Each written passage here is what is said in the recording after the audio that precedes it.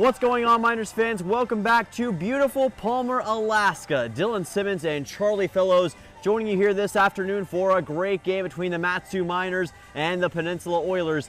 It may be cold outside today, but the Miners, Charlie, have been red hot as of late. Yeah, we were worried that this game might get rained out like yesterday's matchup against the Chinooks did, but the rain tapered off earlier this morning. The field is dry, and we are excited to see the Miners put on a show like they have so many times before. Yeah, coming off 5 out of 6 games where they've won as the end result. Mat-Su trying to keep that going into today's game. But before we do that, let's take a look at what happened in Friday's matchup against the Anchorage Glacier Pilots. Check out today's highlight reel. It's time to rally in the valley once again. Welcome back to beautiful Palmer, Alaska, where we're in the 2024 story of the Anchorage Glacier Pilots and your Mat-Su Miners. Dylan Simmons and Charlie Fellows joining you here this evening, and we are just about ready to go as the red-hot Miners look to keep their momentum alive after winning 4 out of their last 5 games. Pitch on the way. This is a fly ball out to center. It is going to sit down in front of Drake Kerr. Coming around is Marks, and the throw will not be in time. Marks scores. It's going to be an RBI single for Rodrigo Barajas, and the Pilots are on the board first. And 6 hits. Here's a liner into right for another base hit. This is going to score Wilcox easily. And Mat-Su has tied the game on an RBI single from the Iowa man, Kellen Strohmeyer. How does Ryan respond? Payoff? He got him. How else would he respond, Dylan? A swing and a miss on a curveball, and that is now your new ABL strikeout leader on the mound right now. Ryan Peterson, have yourself a day. 10 Ks and counting. But he will hand the ball off now to Ben Detay, normally a member of the rotation. Now is coming out of the pen. Back to the action for him. He has thrown 5 pitches and has not missed the strike zone yet. And that trend will continue. 2 straight 3-pitch strikeouts. We're on the verge of something special here. Inflict that silly joke upon you. Instead, we're going to commentate as Ben Detay inflicts his will upon the Anchorage Glacier Pilots. How about a 3-strikeout inning after Ryan Peterson goes away? It's like he never left. That is 13 Ks on the game. And the Miners pitchers doing their part. 2-1 count. High fly ball, deep to right field. This one back towards the wall, and it's going to land off the glove of Jack Dorn. A run's going to score for Mat-Su. Wilcox on to second. It is an RBI double, and the Miners have the lead. Chase Wilcox, let's be legendary. This is a fly ball out to left center field, racing after it, and making the catch is Drake Kerr. And that'll do it. The Mat-Su Miners come up with a clutch win over the Anchorage Glacier Pilots. They've won 5 of their last 6, and they are now 11-9 overall on the season and keeping pace for second place in the Alaska Baseball League standings, highlighted by a clutch day by Ryan Peterson and Ben Detay and Drew Kennan at the end. Wilcox's immaculate RBI double. All right, so a big win for Mat-Su coming up clutch late. Chase Wilcox with that incredible RBI double, and Ryan Peterson as well with some incredible pitching in that Friday night matchup, and Mat-Su is hoping to carry that over into today's game. Chase Wilcox got the winning RBI. Ryan Peterson didn't get credit for the win, but he got credit for about everything else, and we're going to give him a bit more credit here. The Sam Houston State Bearcat with 10 strikeouts in 5 innings of 4 hit, 0 earned run ball. He now leads the Alaska Baseball League in earned run average and tied for second along with a pair of Anchorage Bucks ahead of him in the strikeout category with 24. The league lead is 27, so he's still within striking distance of that. In his 4 starts this season, his run support has not been great. He got 8 runs of it in the first one, but after that, no more than 3 the Miners have scored. It has been enough for a pair of wins, though, so a 2-2 record for the staff ace. He's going to keep turning in those amazing performances, and that record's only going to keep getting better. He is certainly on fire for Mat-Su this year, but another key component in that pitching cog on Friday was Ben Detay's performance coming out of the bullpen, and I got a chance to speak with him earlier today. Let's take a look at today's pregame interview.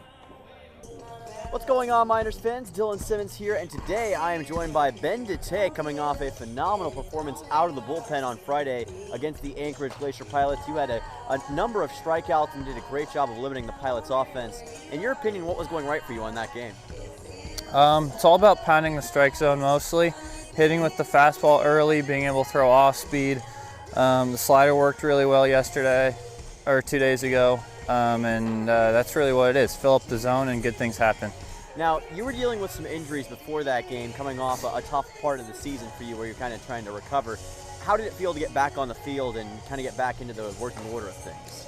Yeah, I had Tommy John 2 years ago, so it's been a little bit since then, but it's still always a battle dealing with the arm stuff and trying to recover from that. But it feels great to be out here getting healthy and throwing as much as possible, so it feels really good.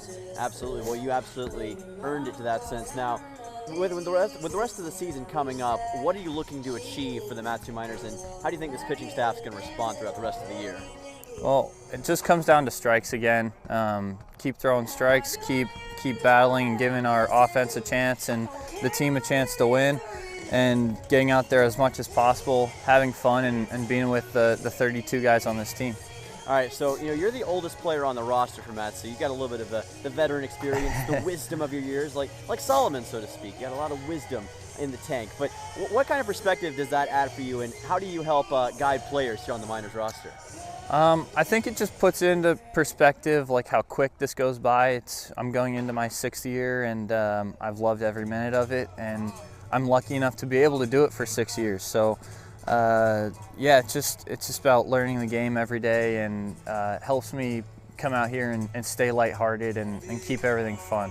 Love the mentality, and I'm sure it's been a heck of a journey for you. Can't wait to see how it finishes out with the Mat-Su Miners. Awesome. Ben, good luck throughout the rest of the season. Thank you, appreciate it. Back to you. All right, great to hear from Ben, the oldest player on the team, and he was obviously very excited about that, very happy to speak on that. But I love a lot of what he said about his performance and how he's been getting better over time. It was awesome to hear his perspective on that. He's exactly the steady, experienced presence they needed out of the bullpen. He got credit for the win last night, and it was well-deserved. Really, the whole pitching staff was absolutely on fire. We didn't even talk about Drew Kennan, who had his first save of the year, which is more so a consequence of the fact that the Miners have played in so few close wins. But when they play in more of them down the stretch, he's going to be great. This bullpen, this pitching staff in general, we've said so much about it, but it's for good reason. They were great last night. They are nothing to be trifled with, and now it's time to get things going between the Miners and the Oilers. Let's take a look at today's starting lineup. Yeah, starting with the visiting Peninsula Oilers, the new occupants of the 3rd seed in the ABL, courtesy of their loss to Anchorage last night. Petey Soto leading off as the shortstop, Cole Dawson at 3rd base, Colin Robson out in center, Ty Thomas the first baseman, Cody New, who's typically a pitcher, being used as the designated hitter today, Max Rothwarg at 2nd base, Aiden Sullivan out in right, Braden Smith the catcher, Bryce Berkey in left, and Eddie Leon, the two-way star for Peninsula. He did some damage with the bat last time these two teams met. Now he is on the mound. Going to be interesting to see how Mat-Su attacks that for their starting lineup. Leading off, as usual, the center fielder Drake Kerr. Ryan Richard in the 2 spot at 2nd base. Kyle McCausland in left field. Christian Perez at 1st base leads the team in batting average and on base percentage.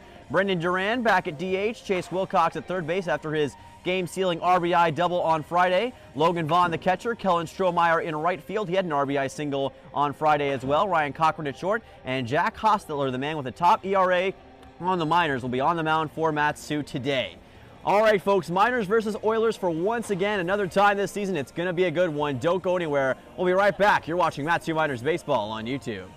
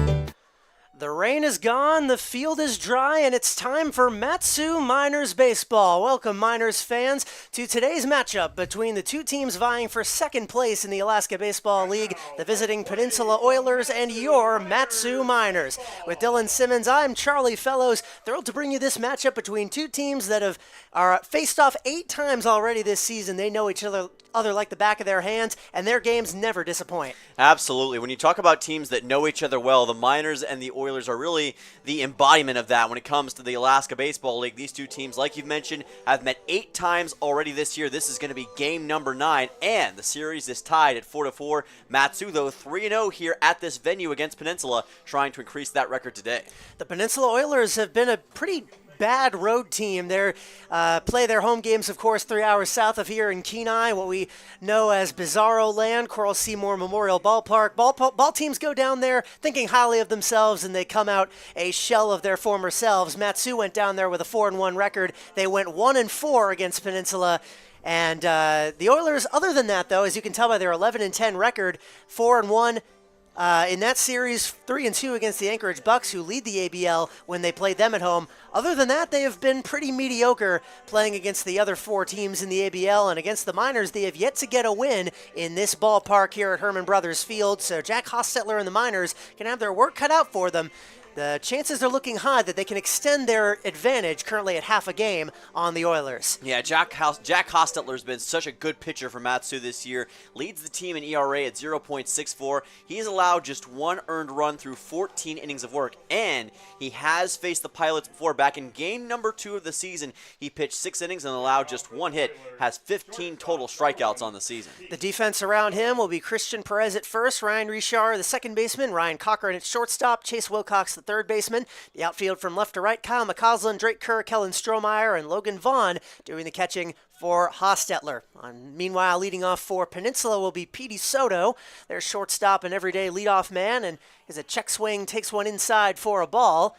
Appeal down to the first base umpire, I should say, confirms that call, and we are underway. We're having some issues with the scoreboard right now. The stadium scoreboard is not showing really much of it. I mean, that's a high bouncing ball fair. Hostetler fields it, throws across his body. Oh, and he nearly made a play. But that's going to get through Christian Perez, and rounding second, now rounding and going to stay there eventually is Petey Soto. He had a mind to try for third base, but thought better of that. That was nearly an incredibly impressive play by Hostetler. The fact that he even got it in the neighborhood of Christian Perez is impressive enough, but the first baseman could not get it while staying on the bag, and that'll be a leadoff man in scoring position for Petey Soto. Yeah, this was a few inches away from being one of the most incredible outs we've seen all year long. Hostetler did a great job of chasing down that baseball, and I thought for a second he could get it to Christian Perez. He could not. Soto capitalizing, and already we've got a runner on second for the Oilers on what's going to be an E1, I guess, in that case. I'd say we'd give him the hit, but E1 gets him to second base. Yes. That's definitely fair. Here's Hostetler's first offering, which is laid down bunt by Cole Dawson. This time it'll be Wilcox up and gunning, and this time he will turn the out. An impressive play by the third baseman out of Central Missouri. Throws down to Christian Perez for out number 1, but Petey Soto now 90 feet away with only 1 out.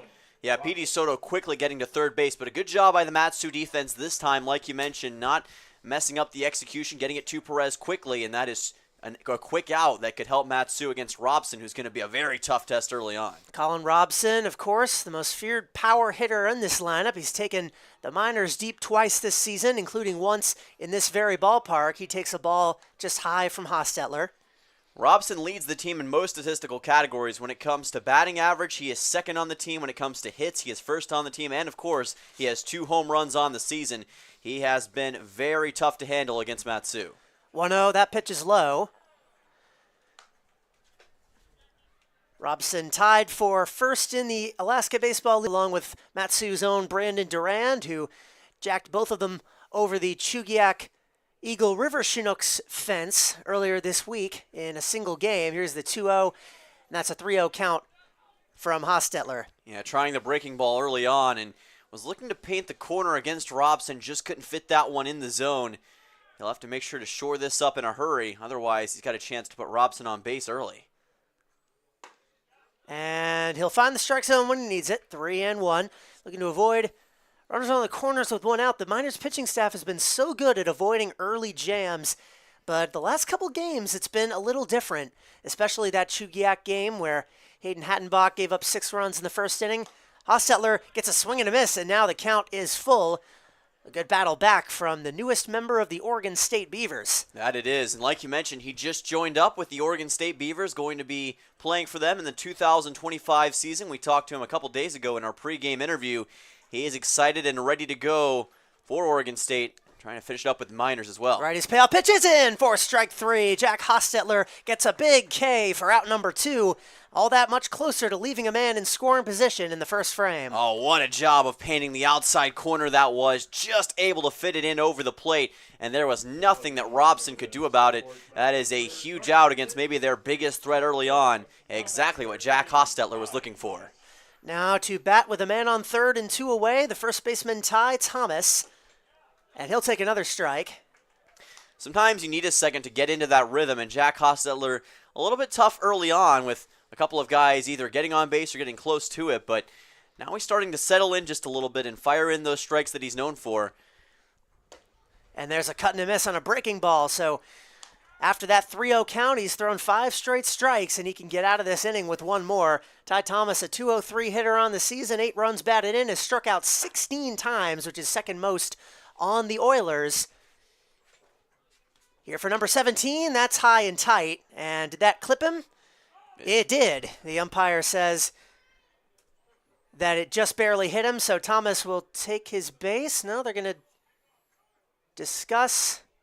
Umpire looks like he was asking for proof there, like show me the bruise that ball left you. I don't know if I've seen an umpire do that. Wow. But whatever he saw, he was convinced. So yeah, Tyler Brunn's going to argue his case on this. I don't know if that a hit by pitch is something you can legislate like that. It's got to be a spur of the moment thing. He may just want a clarification of the situation, I guess. It'll be runners on the corners with 2 outs, and Cody New up at bat. And now head coach Tyler Brunn of the Miners, no stranger to speaking his mind, and he'll do so against, or rather at the home plate umpire. I certainly have never seen that before. Yeah, in my opinion, I thought that it was more so you got to make that call in the moment, and you can't ask for a bruise after the fact. But now the umpires are going to discuss it. This is probably a rule book thing, if I had to make any guess. I've never seen that situation before, so I got to imagine that's what Coach LeBrun is talking about. I think it has to be a call in the moment, right? Because there's no way that they could make you present your bruise and be like, oh yeah, there you go, like take your base. It's not a subjective thing. Either he got hit or he didn't. And sometimes the umpires miss it. Sometimes he doesn't get hit and the umpire says he did. Sometimes it's the other way around. But you got to make that call in the moment. You can't deliberate it after the fact. At least that's how it is in the major leagues. So we're awaiting the results of this conference. The man up to bat next, should the base runner be allowed to stay, is Cody New, who is a .286 hitter on the year with 2 runs batted in. All his hits have been singles. He's also drawn 4 walks, and they will indeed let Ty Thomas remain at first base. Umpire gesturing to Tyler Brunn, saying it got him on the wrist. And that concludes the first ever hit-by-pitch review I think I've ever seen. I'm sure Coach LeBrun isn't arguing necessarily with the call, just the way it was executed. Just trying to make sure that that doesn't happen again. So Jack Hostetler, catcher Logan Vaughn now, having some communication, and we're back underway for Cody New. Yeah, he usually works as a pitcher for the Oilers. In fact, he's got one of the best ERAs on this team, but now they're bringing him in as the DH today. Wouldn't be shocked if he may come in later on as a reliever if things don't go perfectly well for Eddie Leon, but we'll see how it all translates. And given Eddie Leon's track record, that might not be super likely. That's tagged foul down the left field line, 1-1. Should New reach base and load the bases with 2 outs, it will be Max Rothwarg as we head to the second half of this Oilers lineup. But Hostetler trying to get out of a jam, the 1-1. Right down the middle, runner goes, and Logan Vaughn won't even try. Ty Thomas takes his base, and now 2 men in scoring position with 2 away. Yeah, with 2 strikes, there's no need to overdo it in that situation. So I think it's a good decision by Vaughn. Let him go by and see if Hostetler can finish this up. 1-2. He struck him out right down the middle. 2 straight Ks in his last 2 outs to get out of the inning and strand a pair in scoring position. This Miners pitching staff is always dependable, and they waste no time in reinforcing that narrative here. Bottom of the first coming up, you'll see Matsu come up to bat. You're watching Matsu Miners Baseball here on YouTube.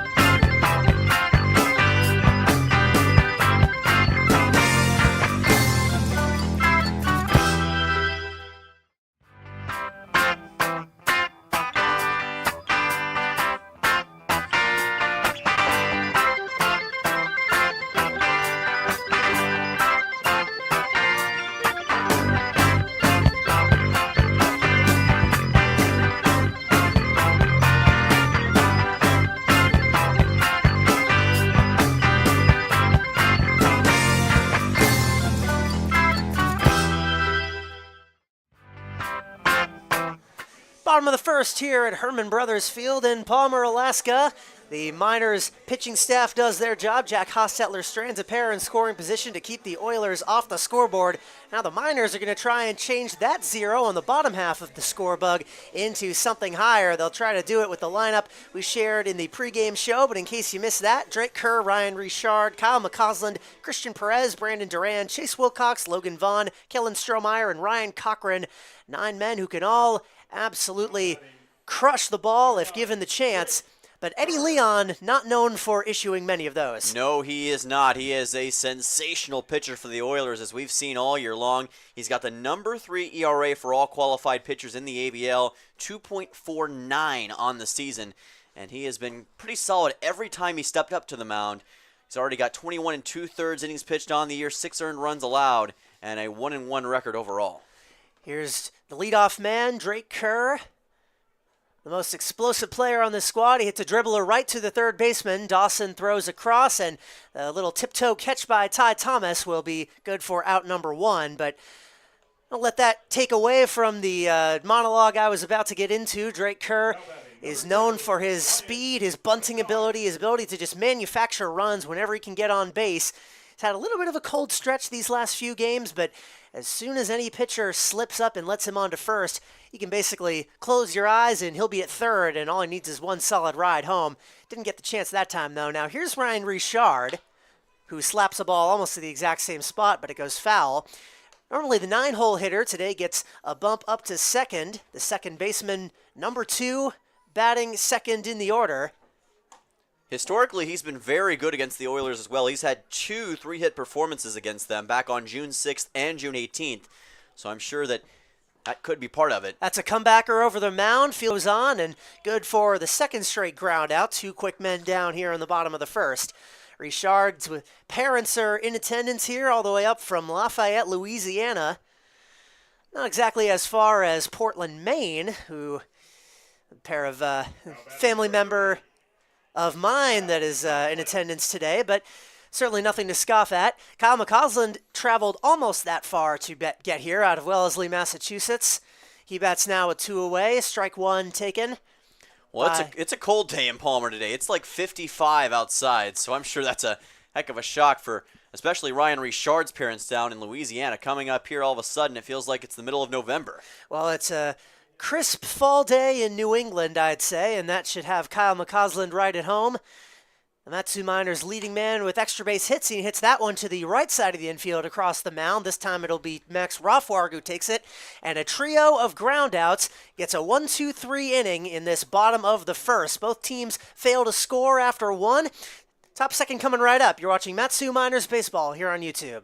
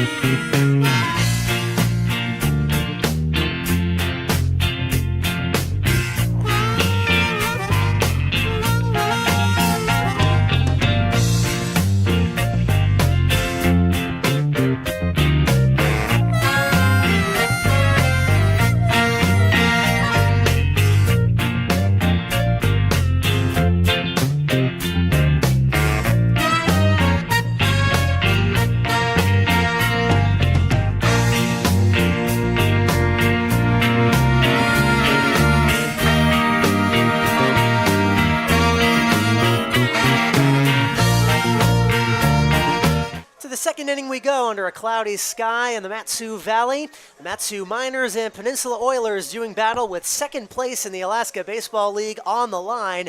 Neither team has made a dent in the scoreboard thus far, but it'll be 6-7-8. Max Rothwarg, Aiden Sullivan, Braden Smith due up for the team from Kenai up against Jack Hostetler. Well, this is going to be a tough challenge for Jack Hostetler. Max Rothwarg has the top batting average, not only on the Oilers, but the entire Alaska Baseball League, 373 on the season. It's tough a test as any, but as you mentioned, Jack Hostetler, one of the best ERA men on the team. That's just foul off to the right side. In fact, if he qualified for the ERA title in the Alaska Baseball League, he would be number one. What's the old saying? An unstoppable force meeting an immovable object? I feel like that's kind of what we got here. That is what they say. 0-1. Cutting a miss on a high fastball. As mentioning, Hostetler with a .64 ERA. There are a couple of players on the Miners who have not allowed a run yet, but none of them have more than 7 innings pitched. Hostetler's got 14 across 3 appearances, all of them starts coming into today. And that's strike 3. Blew right by him. Max Rothwarg goes down on 3 straight pitches, and Hostetler picking up right where he left off. Yeah, we saw him heating up in the top half of the first inning and towards the end of that frame. And we see it carry over here against Max Rothwarg. That's a tough guy to strike out, and Jack Hostetler made it look easy. Aiden Sullivan, the right fielder, will bat with 1 away. 3 of the last 4 batters to face off against Hostetler have gone down on strikes, all of them looking, and that time Sullivan will swing through it. Oilers are pretty aggressive at the plate early on. We've seen a lot of swinging strikes so far. Of course, when you're dealing with Jack Hostetler, a lot of these pitches are going to be... That's another swing and a miss. Hostetler in his groove now. Aiden Sullivan, man out of Rye, New York, Swarthmore College. .390 hitter with 5 home runs during his last collegiate season. 0-2 from Hostetler. Just got a piece of it.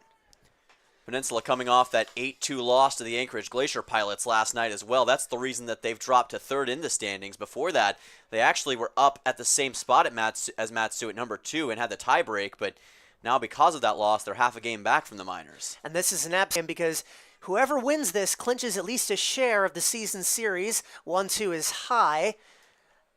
Every team in the ABL plays every other team 10 times in total, 5 at home, 5 on the road.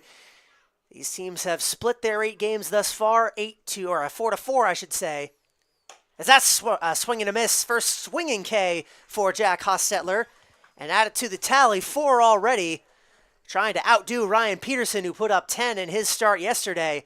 See how high he can climb. High pitch towards the outside part of the plate, and Sullivan, the left-handed batter, doing what he could, but he could do nothing in that situation. I love the placement of Jack Hostetler's pitches. He has such a command when it comes to this kind of situation. We talked with him about that in our pregame interview a couple days ago. He has probably the best placement or some of the best placement of any player on this team, and he is showing it right now. Originally played his last season of college ball at D3 Whitman, jumping from D3 all the way up to D1, swing and a miss by Smith and another quick 0-2 count. Of course, there is a mass exodus going on from Oregon State as the Pac-12 conference has collapsed, but don't let that take the achievement away at all. Jumping from D3 to D1 is no easy feat, but Hostetler has deserved it and then some. Scouts have been taking notice. It just goes to show how important these games are and how many people tune in. And with a program with as rich of a history as Oregon State, I'd say he's got the opportunity to do some great things there. 1-2, comebacker just past the glove of Hostetler, but Richard's going to back him up and throw on for out number 3. Doesn't strike out the side, but he'll take it. A 1-2-3 frame, much easier than the first, and Hostetler keeps the Oilers off the scoreboard. You're watching Mat-Su Miners Baseball on YouTube.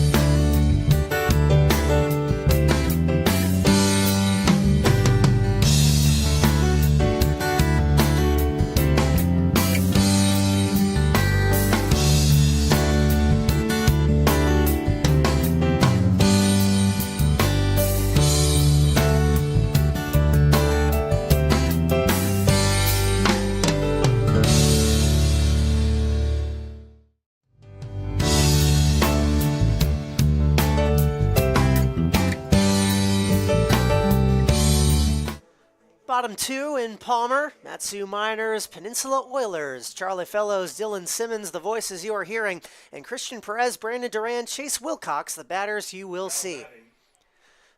Former of those, Christian Perez, the first baseman from Phoenix, Arizona, originally out of New Mexico State, then Grand Canyon, and most recently committed to Sacramento State, where he'll be heading in the fall.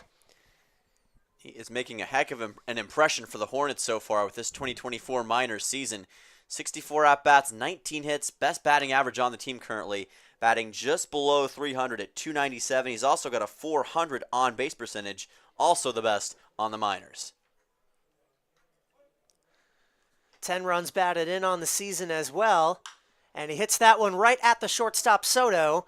One of the quicker outs you'll see in baseball, and an unfortunate one for Perez, one away. Yeah, Matsu's been kind of unlucky so far with the placement of the ball when it comes to these hitting opportunities. That was a pretty solid liner, but like you mentioned, it was just right in the glove of Soto. Nothing that Perez could do in that situation. Bit unlucky to start things off, but as we know, that luck can quickly turn around, especially when you have the generator at the plate. You know, the best way to avoid that dilemma of putting balls right where defenders are standing is to just hit the ball over the fence. And Brandon Duran knows more about doing that so far this season than anyone else on Matsu. He has 2 home runs, which accounts for half of the minors' league-leading total. Hit both of them in the same game against the Chinooks last weekend. And he's got a 3-0 count here quickly. Yeah, already a 3-0 on Leon, and we have seen Duran force a couple of walks over the last 2 games. Maybe in position to do that once again. Plus, he can be a bit more aggressive with the count now where it is. Leon's 3-0, and that will find the zone. Duran on the year out of Somerset, Massachusetts. Bryant University, a .241 hitter. 2 doubles, 2 home runs, 11 runs batted in. Weak dribbler down the third base line, and that will bring the count full. He has struck out more than anyone else on these minors, 16 times, but that is the price you pay when you swing for the fences, and in the long run, for him at least, it comes up positive. That it does, and now he faces an early payoff pitch, which he's been very good at throughout the season. Let's see how he handles it. Payoff from Leon, popped him up into foul ground off the first base side. Thomas, right on the edge of the gravel, he makes the grab, and 5 straight minors have been retired. Yeah, another example of Matsu just getting unlucky when it comes to the direction of the baseball off the bat. This time, Duran was swinging hard for it, but only caught a little bit, allowing Thomas to make the easy catch. That's already 2 outs now here in the bottom half of the second. Maybe Chase Wilcox, who's been really solid, solid as of late, can turn things around for Matsu. He was the hero a couple nights ago. Takes the first pitch, had that RBI double, the go-ahead run in that game against the Pilots that kept the Miners in the race for second place. Another grounder. Eddie Leon, though, is a tough puzzle to solve for these Miners hitters, as he has been for every team he has faced. He inflicted some damage with the bat the last time these 2 teams played against each other. That's a high fly ball into foul ground, arcing out of play, and Cole Dawson made a play at it. Looked for a second like he was going to try and dive over the fence for that, but... Yeah, I think it actually bounced off the top of the fence, if I'm not mistaken, or pretty close to it. But he made an effort to go over there. And you know, Chase Wilcox is now tied for second in the ABL in RBIs. He has a total of 11 on the season, and the number 3 on-base percentage of the team. He is a player who's on the rise as of late. That ball goes to the backstop, 1-2. The crowd in attendance here at Herman Brothers Field is sparse to start, but they will file in. This is an early start time compared to the 4 and 6 o'clock games that the Palmer fans are used to. That's another foul ball off to the left side. You can always count on, though, whenever the ball lands over there, back behind the third base line bleachers, a swarm of small children will immediately converge upon it. Those souvenirs don't come cheap. 2-2. Lined into right field and past the diving glove of the second baseman Rothwarg for a base hit. Chase Wilcox had the single 2 nights ago, and now he kickstarts this Miners offense. He's the first base runner, first hit allowed by Leon, and with 2 outs in the second, the Miners continue. You could argue over the last few games, Chase Wilcox has been the best when it comes to that style of hit, a ground ball to the right side, and like you mentioned, it went right past both Ty Thomas and Max Rothwarg, nothing that either one of them could do. A beautiful shot into the gap, and now Matsu with a runner aboard. Let's see if they can start stringing together some hits. Logan Vaughn, the catcher, will bat now with 2 away. And he'll golf one softly on the infield, fielded by the second baseman and on to first to retire the side. But Miners do get on the base path, so they're not able to do anything with that. Through 2 innings, 0-0 the score. Top of the third coming right up. You're watching Matsu Miners Baseball on YouTube. Don't go anywhere.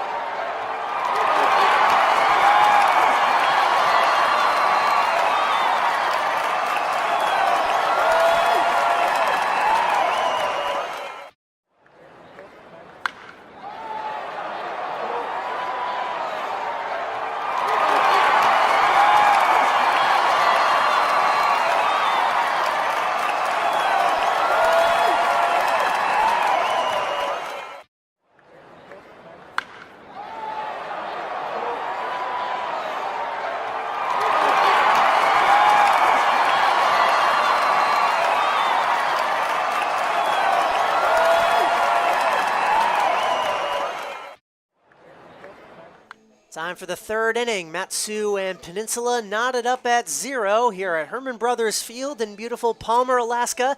Not the sunniest of days, not the warmest of days, but unlike yesterday, there is no water falling from the sky. It's perfect conditions for baseball.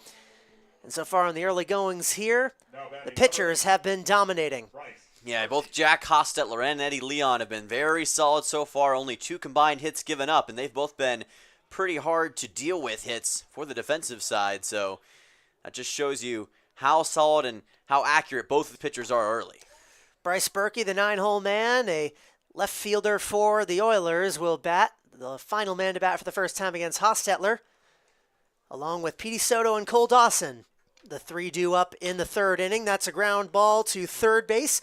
Wilcox throws across the diamond, and a little tiptoe routine by Perez. He gets the ball in his glove. That is a nice put out from Wilcox to Perez. Yeah, good work by Christian Perez to bring that baseball down. That was a very tough catch over by first base.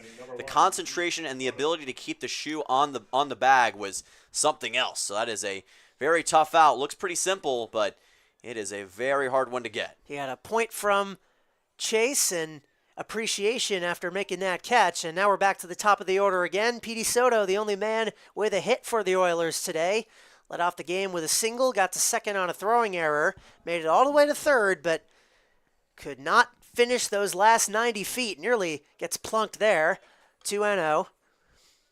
Matsu in their 3 home wins against Peninsula. They have wins of 10-2, 9-1, and 10-4 in their last game. So every time they've beaten Peninsula, it's been a pretty dominant performance, so to speak. So far as this game is closer, we haven't seen what that kind of game would look like. The series thus far has been a lot of close Peninsula wins and a lot of lopsided Miners wins, and nowhere was that more apparent as the 2-1 comes home. That's swung at in the dirt by Soto, 2-2.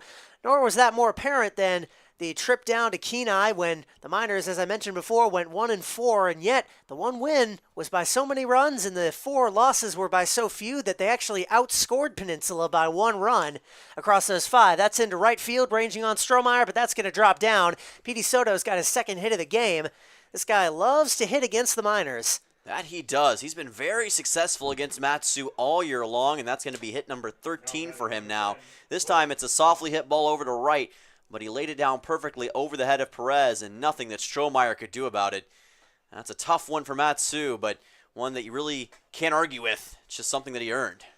So 1 out base runner, Cole Dawson now at the plate, who grounded out on a nifty play from Wilcox to Perez. That connection has been solid, but it's going to get tested one more time. On to second for one, on to first, and it gets away from Perez, it appears. Yeah, he did not get it in his glove, so not in time to turn the double play, but Soto is cut down, and it will be 2 outs for Colin Robson. They had been working on that play throughout pregame. You had head coach Ty LeBrun working with the infielders Cochran, Richard, Perez, and Wilcox, trying to see if they could perfect that double play. That was pretty close that time. The throw was a little bit offline. Perez still able to at least out, but could not quite turn the double play in that case. Colin Robson was the first strikeout victim of Hostetler, showing bunt here. Skips in the dirt. Good stop by Vaughn, and looks the runner Dawson back to first. We saw this be the first strikeout for Jack Hostetler early on in the game. Matsu would love for him to get another one. You just do not want to have Colin Robson hitting the ball in fair territory off of his bat with his power. 1-0 into left center field, and that's going to drop down for a hit. That'll be extra bases for sure. Rounding second, now coming into third and being waved home now is Cole Dawson. He will score without a throw. It gets cut off, and Peninsula takes the lead on a 1-out RBI double by Colin Robson. We were just talking about it. The power that he possesses is very hard to contend with. This time, he sends one deep into left center field, right into the gap, and right between Kerr and McCausland, most importantly. I was a little shocked at first when Dawson decided to just keep on digging, and he did end up making it to home plate. The throw got cut off by a little bit, like you mentioned, Charlie, and that is a tough break for Matsu early on. And I misspoke earlier. That's actually a 2-out extra base hit, which is even more backbreaking, so Hostetler gives up his first run, and Ty Thomas now, who was hit by a pitch in that strange sequence before, will swing and miss at pitch number 1 as Hostetler tries to limit the damage. He's got Colin Robson now at second base, and he just continues to rake against Matsu. That's only the second earned run that Jack Hostetler has given up here in 2024, a very rare sight. And even that is debatable, because you could say that throw from the second baseman Ryan Richard to Christian Perez, getting through Perez's glove. Maybe if he had gotten that in, that might have been in time to turn the double play. It was scored a hit by us as well as the scoreboard, but definitely borderline. It was a bang-bang play, and you could see both sides of it. Foul ball lifted off the right side. It'll be 1-1 to Thomas with Cody New due up. This top of the order has done well against Hostetler, but starting with New, no one at the bottom of the lineup for the Oilers has reached base. 1-2 from Hostetler. He struck him out right down the middle, gets out of the inning with K number 5, but Peninsula is on the board first. Colin Robson with a 2-out RBI double to take the lead and get the Oilers back in position to take second place away from Matsu.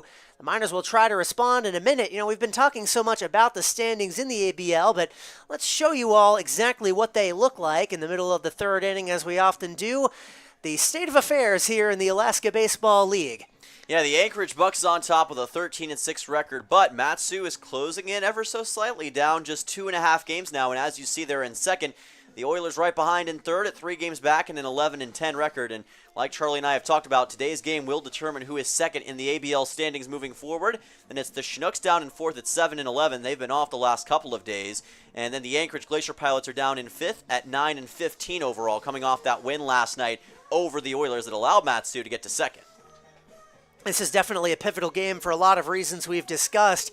The tiebreaker not least among them. If Matsu can just defend its home field and win the last 2 games against Peninsula here at Herman Brothers, they will have that 6-4 season series advantage. And Dylan, you want to tell the people exactly why we are so keyed in on not having to travel down to Kenai to face Peninsula? Because we do not want to deal with Bizarro Land once again. As it took place the first time, we lost 4 of 5 games up there, and we don't want to go back. Plus, the friendly confines of Herman Brothers Field are just a lot more rewarding for Matsu, we'll say, and I don't think that any team right now wants to go to Bizarro Land with the way that the Oilers play at home, so let's just stay away from that instance from happening. Swing and a miss by Kellen Strohmeyer. Just for all those who don't know, Coral Seymour Memorial Ballpark down in Kenai on the southern coast of Alaska, where the Peninsula Oilers play. That's going to be a foul ball off of Strohmeyer's bat, 0-2. It is about a 3-hour drive down from Palmer to Kenai. through some beautiful terrain along the Kenai River. That glacier water looks like something out of a professional photography portfolio as that's into left field, dropping down, but right into the glove of Bryce Berkey. Kellen Strohmeyer goes down for out number 1. It's an incredible trip, but the ballpark itself, for whatever reason, strange things tend to happen, and more often than not, they tend to benefit the Oilers, hence the name coined by Mr. Simmons to my left, and we're hoping that'll catch on as other teams try their luck down in the southern part of Alaska.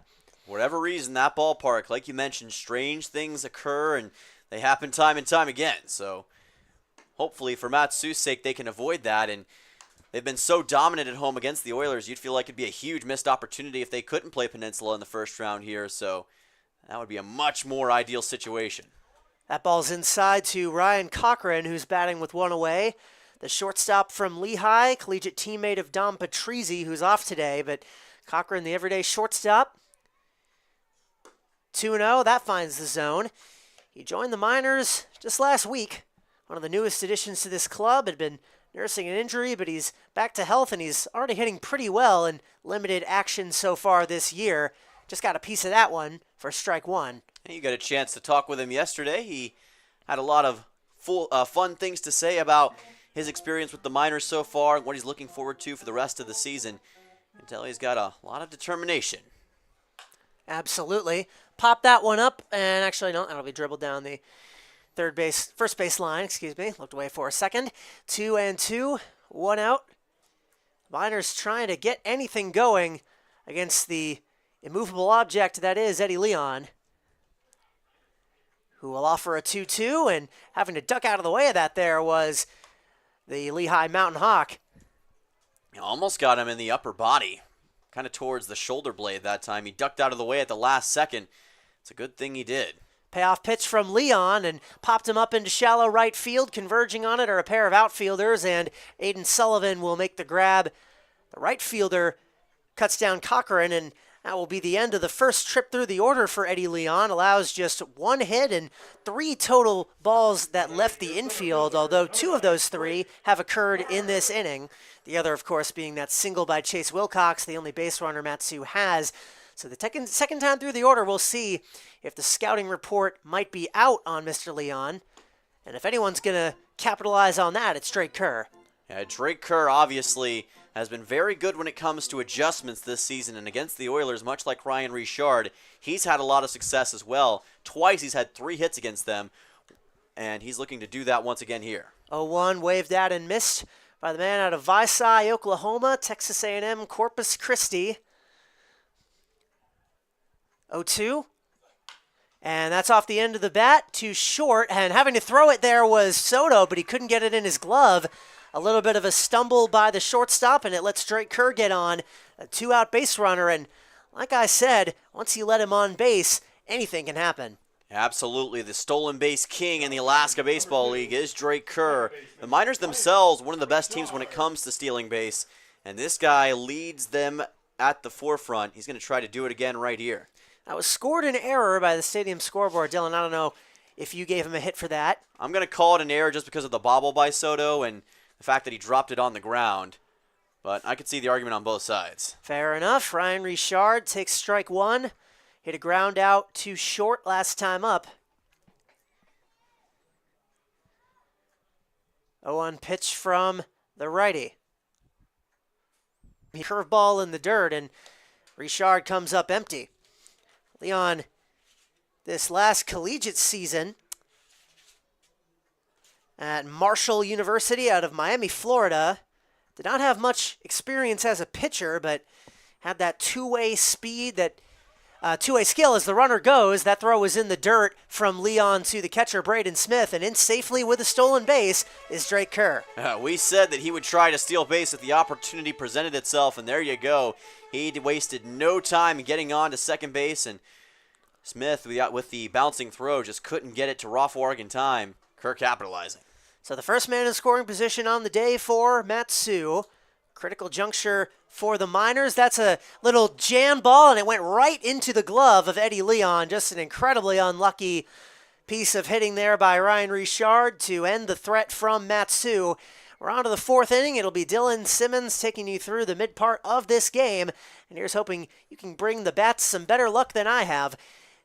Top of the fourth coming right up. You're watching Matsu Miners Baseball on YouTube.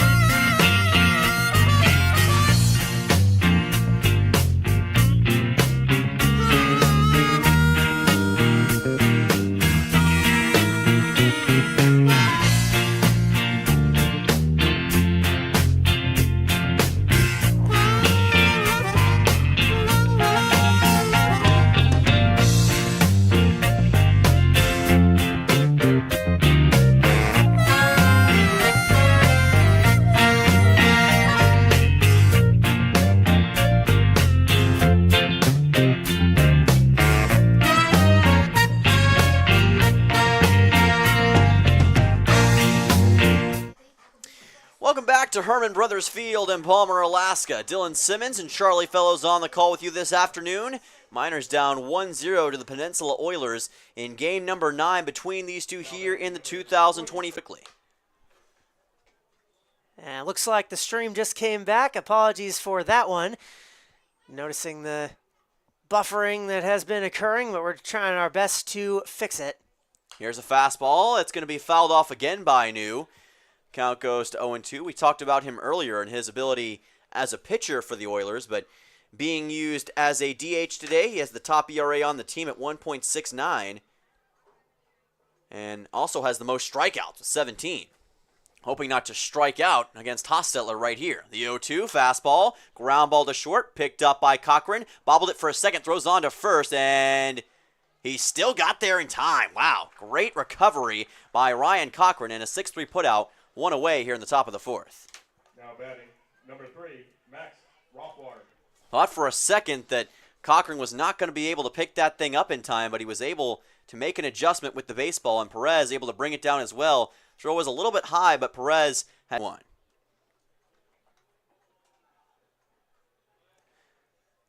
All right, should be back now for real this time. Apologies for that. I had to do a bit of tech support. Here's a fastball from Hostetler, and it goes right into the cage and bounces up our camera a little bit. Looks like it's going to return back to normal here. Count's going to be 0-2. Enjoy a little bit of motion sickness, everyone. Isn't a Matsu Miners game without some of that. Always got to be a little bit of it. 0-2 count. Hostetler trying to finish the job, and it's going to get away from the catcher, Vaughn. And now on to first is Rothwarg on that odd bounce off the pad of Logan Vaughn. So a potential strikeout goes awry. Rothwarg on to first with one out. Unfortunate there by Vaughn. Normally such a great defensive catcher, but everybody makes mistakes. That one hopefully not too costly. It is strikeout number 6 for Jack Hostetler, but he's certainly more concerned with the man now 90 feet to his left. That will bring on Aiden Sullivan to the plate as Rothwarg will advance to first. Bunt shown. This is going to go way up off the cage, and the count goes to 0-1. Back in the second inning, Sullivan struck out swinging. He, along with Rothwarg and Cody New, were 3 straight Ks across the first 2 innings for Hostetler. So Sullivan at the plate. Pitch is on the way, and that's going to be ball number 1. The count evens up.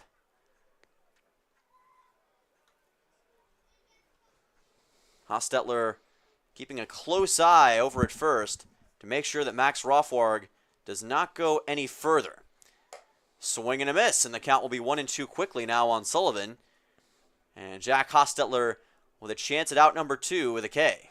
In a game like this where the man on the other side for the Oilers, Eddie Leon, is absolutely dealing, you need to make sure you limit any possible damage that you can.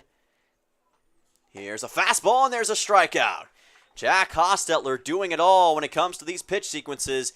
He takes out Sullivan there. That's 2 away in the top of the fourth. And K number 7 for Hostetler. He's already just 3 away from equaling Ryan Peterson's mark, which he did across 5 innings last time out against those Anchorage Glacier Pilots. So now with Rothwarg on at first, we will now see our next man up in the order. There's a strike, count goes to 0-1, and Jack Hostetler heating up once again here at this bottom part of the order for the Oilers. Something about those even-numbered innings. He's had trouble in both the first and third, but the second and so far the fourth have been great. That they have, and that's going to be strike 2 quickly. And it's almost a shame that Cody New grounded out to start this inning because we could have a 4-strikeout frame right here if he had led this frame off with a K. So now Smith quickly with the 0-2 count. And Rothwarg's going on to second. Swing and a miss. It doesn't even matter. Jack Hostetler with 3 strikeouts here in the top half of the 4th inning, taking quick care of the Peninsula Oilers. We're on to the bottom of the 4th. The score is still 1-0 Oilers here at Herman Brothers Field. You're watching Mat-Su Miners Baseball on YouTube.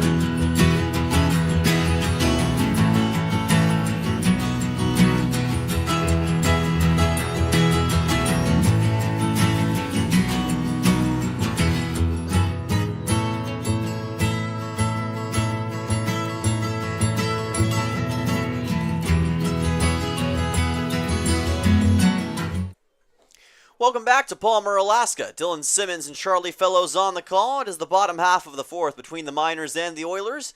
And Kyle McCausland makes his way to the plate. 3-4-5 due up in the order.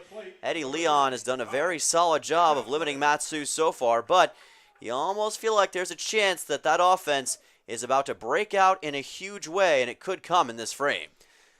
Yeah, for the Miners, it really just... You never quite know when it's going to suddenly explode. They can be silent for a really long time, and then all of a sudden, their bats just suddenly come back to life. That happened on the macro scale, of course, when they went down to Kenai. The offense was dormant for so long, but they eventually came back to life, and even within games, Eddie Leon's cruising now, but he cannot get complacent. Kyle McCausland with 18 hits on the season and 69 at-bats coming into this game, 10 RBIs and a .261 average. He also has the most extra base hits at 6 total, but he's cooled off a little bit after a hot streak last week trying to recapture that here. There is ball number 2 as that is inside and low, and McCausland doing the smart thing, just letting it go by. McCausland out of Middlebury College up in Vermont. 2-2 count, and that's going to be ball number 3 just away from the zone. So our first payoff pitch here in the bottom half of the 4th. What can McCausland do with it? The 3-2, and that's going to be fouled off the end of the bat once again. It rolls toward the backstop, and we'll repeat the scenario. Miners also in their red, white, and blue star-spangled jerseys for the 3rd straight day. They're, of course, a 4th of July staple here in Palmer, but they've won the last 2 games that they've worn them in, so I suppose if it ain't broke, don't fix it. If it ain't broke, don't fix it. Maybe it's a good luck charm. And maybe a recipe to success. 3-2. McCausland will chop one foul to the left of the third base bag, and the count will stay full at 3-2. He is doing a very good job in this at-bat of keeping himself at the plate, not faltering against Leon. This is his second at-bat of the game. This ball is popped up, and guess what? It's going to be fouled once again, and we're going to try it again with another payoff pitch. Tried to fix the field orientation for all you out there. Didn't quite work, so I'm going to have to go on the camera between innings and fix that. 3-2, and here's a liner over the head of the shortstop, Soto. And Kyle McCausland is on with a leadoff single here in the bottom half of the 4th. Soto jumped up like he was on a pogo stick, but couldn't bring it down, and McCausland makes him pay. That's just the second hit of the game for the Miners, but it's one they really, really needed to see. That leadoff hit, Now batting. this heart of the order that was silent against Leon the first time through, a sign that this could be different. So Christian Perez comes to the plate, who has been statistically the most dangerous batter for Matsu when it comes to getting on base and potentially scoring batters as of late. High fly ball deep into right field, back towards the wall. Sullivan looking for it, and it's gone! Out of here, Christian Perez with a 2-run homer, and the Miners take the lead in emphatic fashion. Holy mackerel. You knew he was going to get one. They call him Poppy on this team, and he's doing a little David Ortiz impression right there. A clutch home run when it matters most. And all of a sudden, Eddie Leon finds himself in line for the loss. That's how quickly it can change with this Matsu offense. Well, Christian Perez doing what he does, delivering a clutch hit for Matsu. Folks, he checks more boxes than somebody filling out a W-9, and he just did it once again. What a 2-run homer into right field.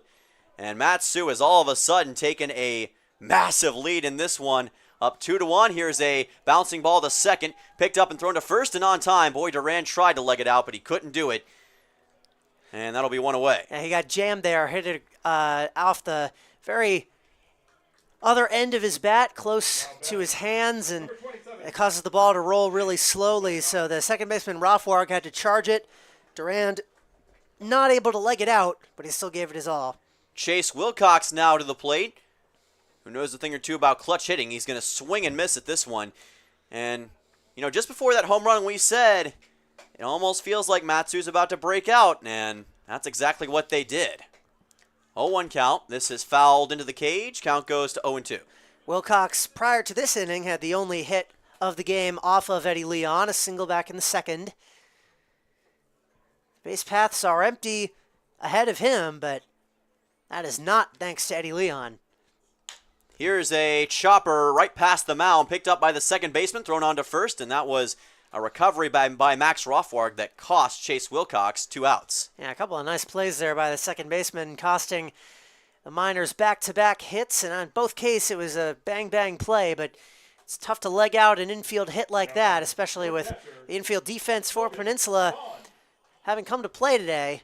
Logan Vaughn will bat with 2 away, trying to get just his second hit of the season. Logan Vaughn now to the plate for Matsu. He's also very good when it comes to forcing walks. And that's going to be ball number 1, a little bit high and outside. He's forced a total of 8 on the year coming into this game, but he's also looking to get on the scoreboard via a hit, which has eluded him to some degree.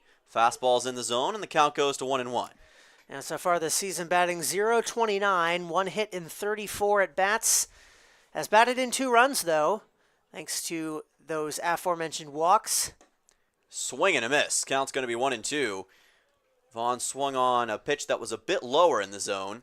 He does have a double this season. Got that at the MLB Showcase down in Anchorage a couple weeks ago. That game did not count. Here's a bouncing ball to first, picked up by Thomas. Unassisted third out here in the bottom half of the fourth. But Christian Perez, he didn't have any home runs for Grand Canyon this past year, but he just delivered a dynamite home run into right field. The Miners up 2-1. We'll be right back to Palmer. You're watching Miners Baseball on YouTube.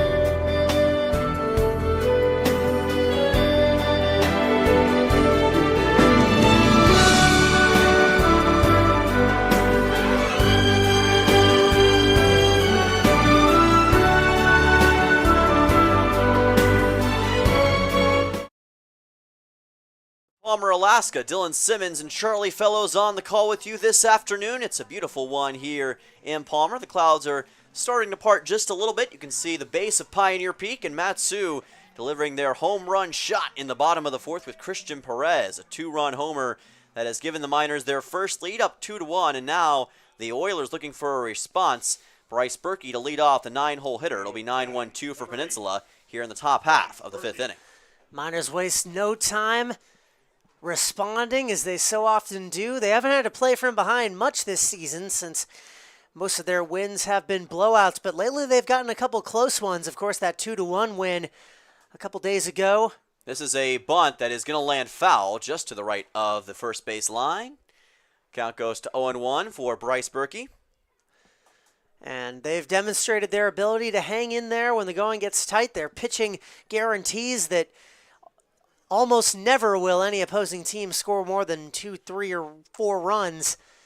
And that's not a ton of work to ask the offense to do consistently, especially one as dangerous as this. They now lead the ABL outright in home runs with 5.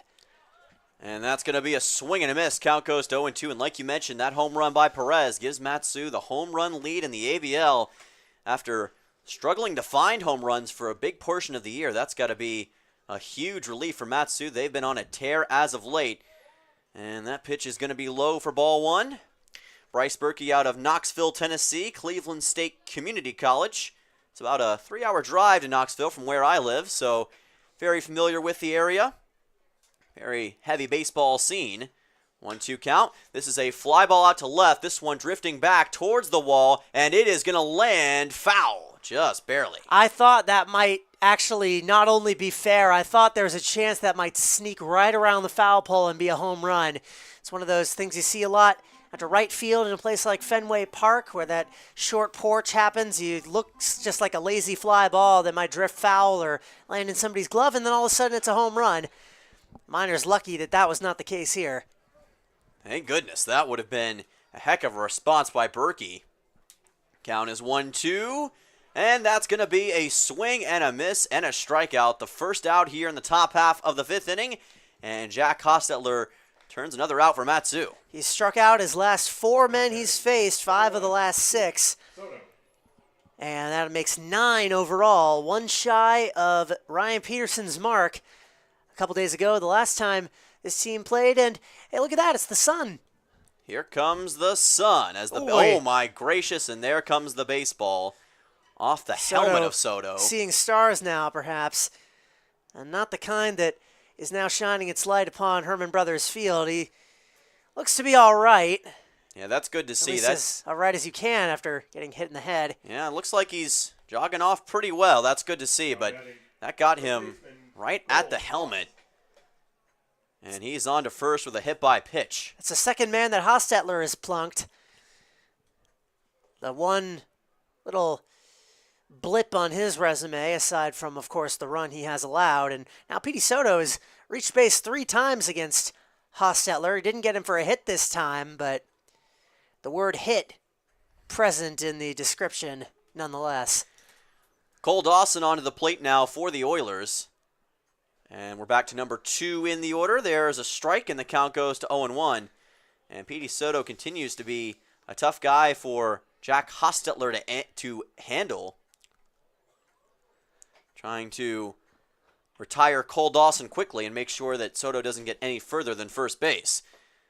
Fastball is going to be a little outside, and the count goes to 1-1. Dawson represents the only run in this game by the Oilers. He scored on that Colin Robson double a couple innings ago.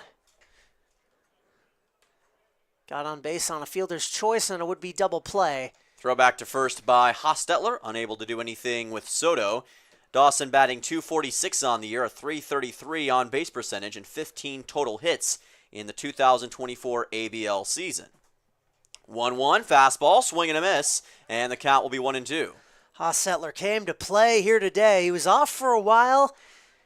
Of course, had that Oregon State announcement, so he's already proven everything he needs to this season. Now he's just doing it for Matsu. And the fans and his teammates still get to watch the show he puts on every time he goes out on the mound. Well, Matsu is all about hard work, and Jack Hostetler embodies that better than anyone. Comebacker right to the mound, throw to second is going to be in time to get almost carried Richard off the bag that time. They do get out number 2 and take care of Petey Soto, but on to first is Dawson on a fielder's choice. So far, this inning has gone almost identically the same to the third inning, where Bryce Berkey makes an out to lead off.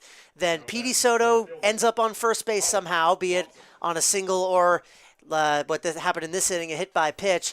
Then there's a fielder's choice by Cole Dawson. He ends up on first base, and then hopefully this is where it breaks from tradition, because the next thing that would happen with that logic is Colin Robson drives him home.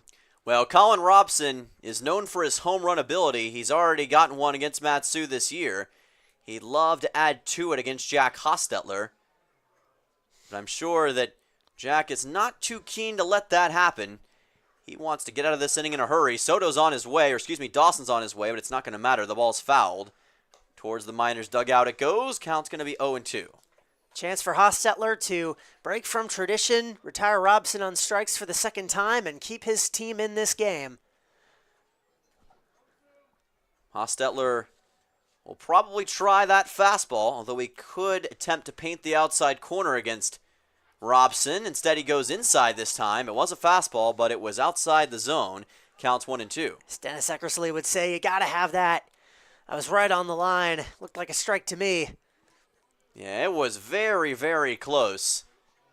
Home plate umpire making the call, and Hostetler his time, and he is going to fire in the fastball, and it's going to be a throw on to first. That's going to be in time. He got the strikeout. Matsu retires the top half of the 5th inning, and the score is still 2-1. Jack Hostetler on a rampage so far in this game. He's now got 10 Ks. We'll be right back after this.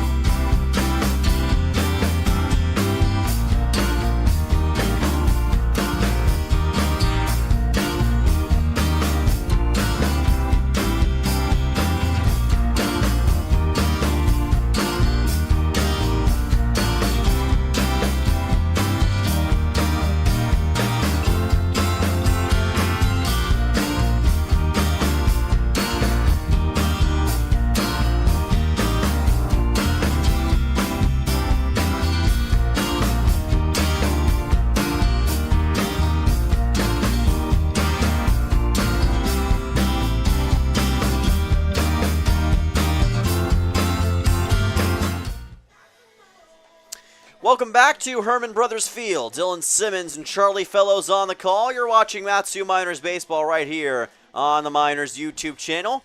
Your Miners up 2-1 on the Peninsula Oilers, coming off a 2-run homer by Christian Perez in the bottom half of the 4th, his first home run of the season. And now Kellen Strohmeyer, Ryan Cochran, and Drake Kerr, 8-9-1, will try to add to that here with Eddie Leon still on the bump. This is going to be a ground ball up the middle, and it's going to get past, no, it doesn't get past the second baseman, but it doesn't matter. Strohmeyer on to first, and that's going to be a leadoff single for the Miners. Yeah, there's nothing much that Max Rothwart could have done with that. Put in the perfect spot by Kellen Strohmeyer, who's been doing much better lately. Had a slow start to the season, but of course had a clutch RBI hit a couple games ago. Now he has a single to lead off the 5th inning, second straight game that started with a single. Could we see another bit of pattern recognition here? Ryan Cochran show us some power. Pitch on the way. Cochran's going to show bunt, and it gets by him. Goes for a strike. Count's going to be 0-1. Now, 2-run home run bunt.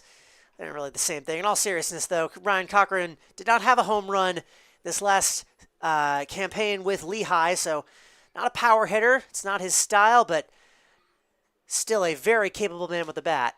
Shows bunt here, and that's going to get by him once again. Strike number 2. So 2 straight strikes by Eddie Leon, who doesn't have a K yet in this game, after Cochran shows bunt. Yeah, his counterpart's got 10. Leon, not a single one. Every batter he's faced has put a ball in play. That ball fouled off to the left of the third base bag. Count stays at 0-2. Ryan Cochran in his limited play so far this season with 11 at-bats, a 182 average coming into this game. 2 hits, 1 RBI, and he has forced 1 walk. 0-2 count, and another ground ball fouled. To the left of the bag it goes, and the count will stay at 0-2. Miners trying to win their 6th game in their last 7. This would move them to 12-9 overall and solidify their spot at 2nd in the ABL standings. Here's a comebacker right to the mound. Throw to 2nd is in time. Throw to 1st will also be in time. Double play for Peninsula. They take care of Ryan Cochran and Kellen Strohmeyer in one fell swoop. Yeah, not great. That's already the 2nd double play that Ryan Cochran has hit into this year. He's had some bad luck with that. Part of being a man who hits for average is he hit a lot of ground balls, and that is bound to happen more often than you would like it. So base pass now empty for Drake Kerr. We'll see if he can manufacture something here. So now that'll send on Kerr, who's just going to let this one go by. It almost plunked him. Count's going to go to 1-0 as he just moved out of the way in time. After the double play, Matsu now with 4 total hits in this game to Peninsula's 3, and that's going to be in the zone for a strike. Count goes to 1-1. It's a little score update from elsewhere in the ABL. Anchorage Bucks, Chugiak ER Chinooks. Bucks up 3-0 in the bottom of the 4th.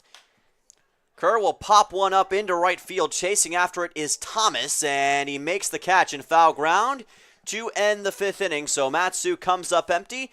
Not the same fireworks we saw in the bottom of the 4th, but the Miners are still on top 2-1. We'll be right back. You're watching Matsu Miners Baseball on YouTube.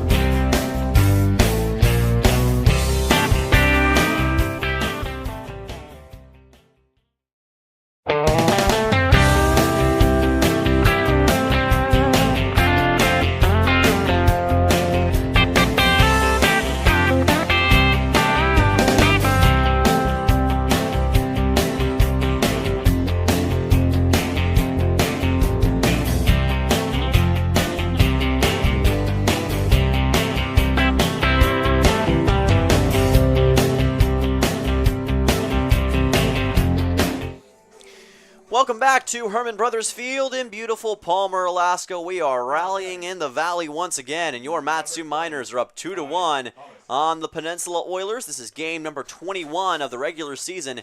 Matsu trying to solidify their spot at 2nd in the Alaska Baseball League standings, but there's still plenty of baseball left to be played today, and Ty Thomas and the Oilers offense here are going to try to throw a wrench into Matsu's plans. Rallying has definitely occurred so far here today. There was that 1-0 deficit that was erased with one fell swing of Christian Perez's bat.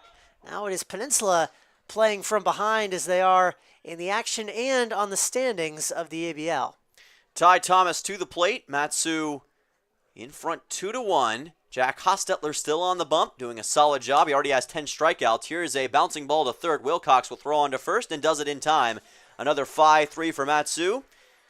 Jack Hostetler, if he gets one more strikeout, will get the season high for any Miners pitcher in a single game when it comes to Ks. It feels like we say that all the time, doesn't it? Yeah, it does. It's a game of one-upsmanship at this point for Matsu, and who's going to break the threshold first? Jack Hostetler certainly is very capable of that.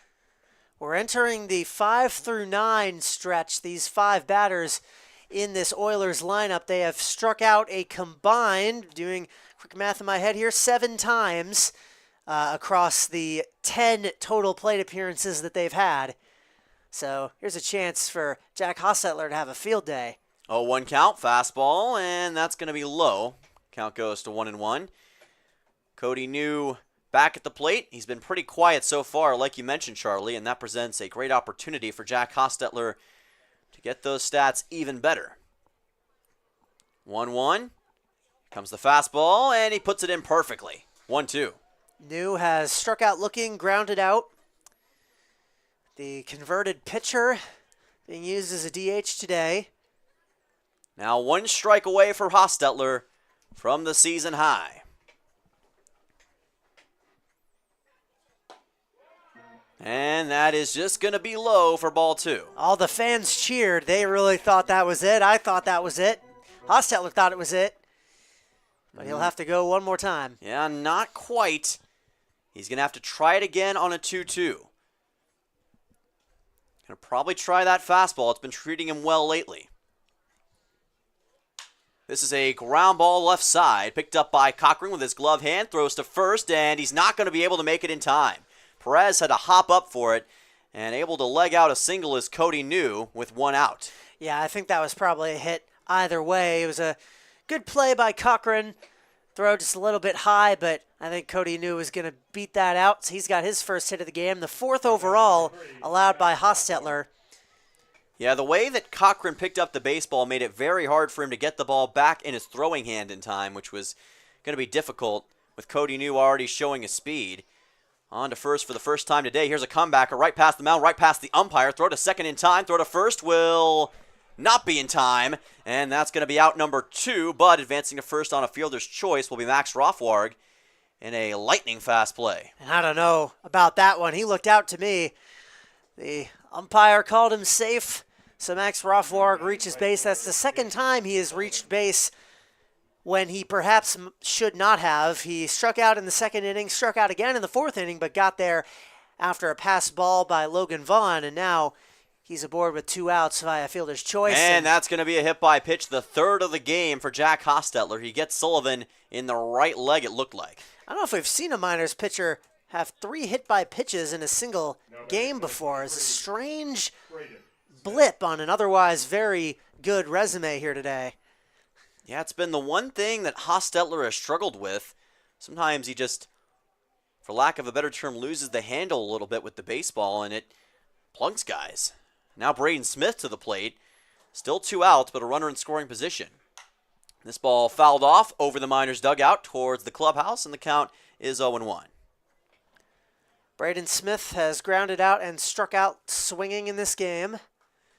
The catcher for the Oilers. Hostetler once again taking his time. He doesn't rush in between his pitches, and he puts that one in perfectly. Count's going to go to 0-2 on a looking strike. No pitch clock in the Alaska Baseball League, so Jack can take as much time as he would like.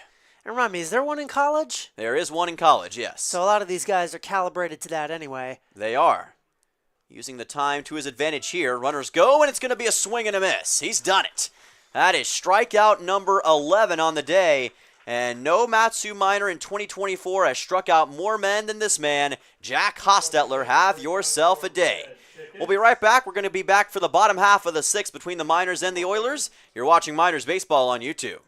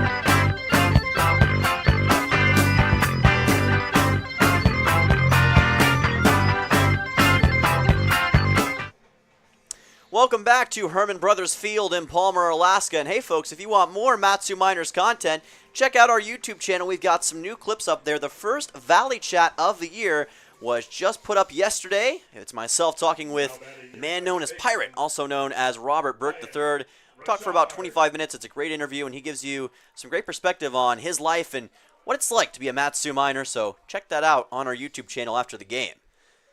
Also, check that out if you're looking for advice on how to not survive a bear attack. Yes. All you got to do is outrun them. That's all it takes. Yeah, that's the what not to do. And remember, jellyfish are horrible.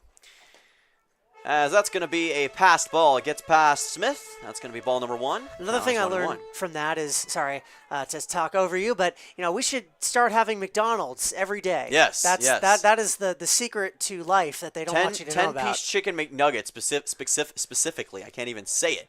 Count goes to 2-1. It rattles my brain so much that's what some people eat for their pregame meal. It works, though. It does work. 2-1 count. This He's pitch is a little low. A better athlete than I ever have been or ever will be, and that's his regimen. So, clearly I'm doing something wrong. 3-1 count for Ryan Richard. Check out the interview, folks. It's a dandy. Swing and a miss as Richard went for the high fastball. Count goes to 3-2. Richard 0 for 2, grounded out, lined out. Had that really unlucky inning-ending shot that went right into the glove of Eddie Leon. And he's going to swing and miss at this one. A strikeout on a full count for Ryan Richard, and Leon does get that elusive first K of the day against Ryan Richard. That'll send on Kyle McCausland. Yeah, it's been interesting. Eddie Leon, you talk about the 3 true outcomes, right? Walks, strikeouts, home runs. Those are the 3 things that they try to boil baseball down to at the top level. So far, up to until this inning, Leon had not issued a walk. He had not recorded a strikeout, but he had allowed a home run. Of course, now he gets that first K, but I was really hoping that he would get through his entire start without allowing a walk or a strikeout. I wonder when the last time that has happened in the college or pro level for a starter that went, more than a few innings. Yeah, that's a unique situation to see here in the ABL especially, where offenses can explode at any moment. McCausland with a chopper left side, picked up by the third baseman and thrown on to first. Berkey able to get it in, and that's going to be out number 3. So McCausland is retired, and Matsu... That's just out number 2. My apologies. A 5-3 put out on McCausland. Dawson able to get it to Thomas. That'll send on Christian Perez. Yeah, just roller coaster ride right there. You thought we were going to a break, but now you get to see Christian Perez. Hey, I will take that result any day. Perez to the plate after McCausland suffered that 5-3 ground out. And this is going to be a bouncing ball right side, picked up by the first baseman and thrown on to first, and that will be out number 3 for real this time. Perez retired. It's a 1-2-3 inning for the Oilers defensively, but the score is still 2-1. Miners on top. We'll be right back for the top of the 7th. You're watching Miners Baseball on YouTube.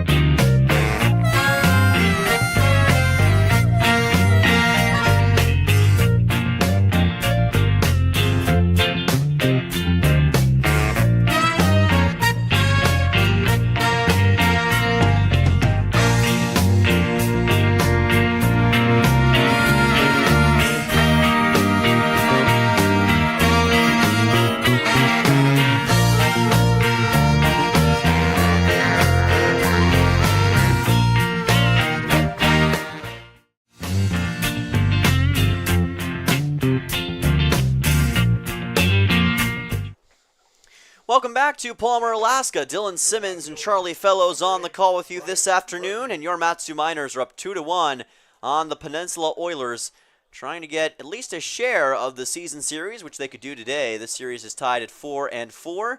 This is game number 9. They will play one more time on July 20th, and that will be right back here at Herman Brothers Field as Bryce Berkey makes his way to the plate. So it'll be Berkey, Soto, and Dawson for the third time in this game. High fly ball to center field. It's going to send Kerr back, but not too far. He will camp under it and make the catch. One away. That is the first fly out recorded by this Miners defense. The polar opposite of Eddie Leon. It's been all strikeouts and a couple of ground outs. Those have been all the putouts so far today. I thought that as I saw that ball going out there to Drake Kerr, I was like, I don't think either of those outfielders have done anything.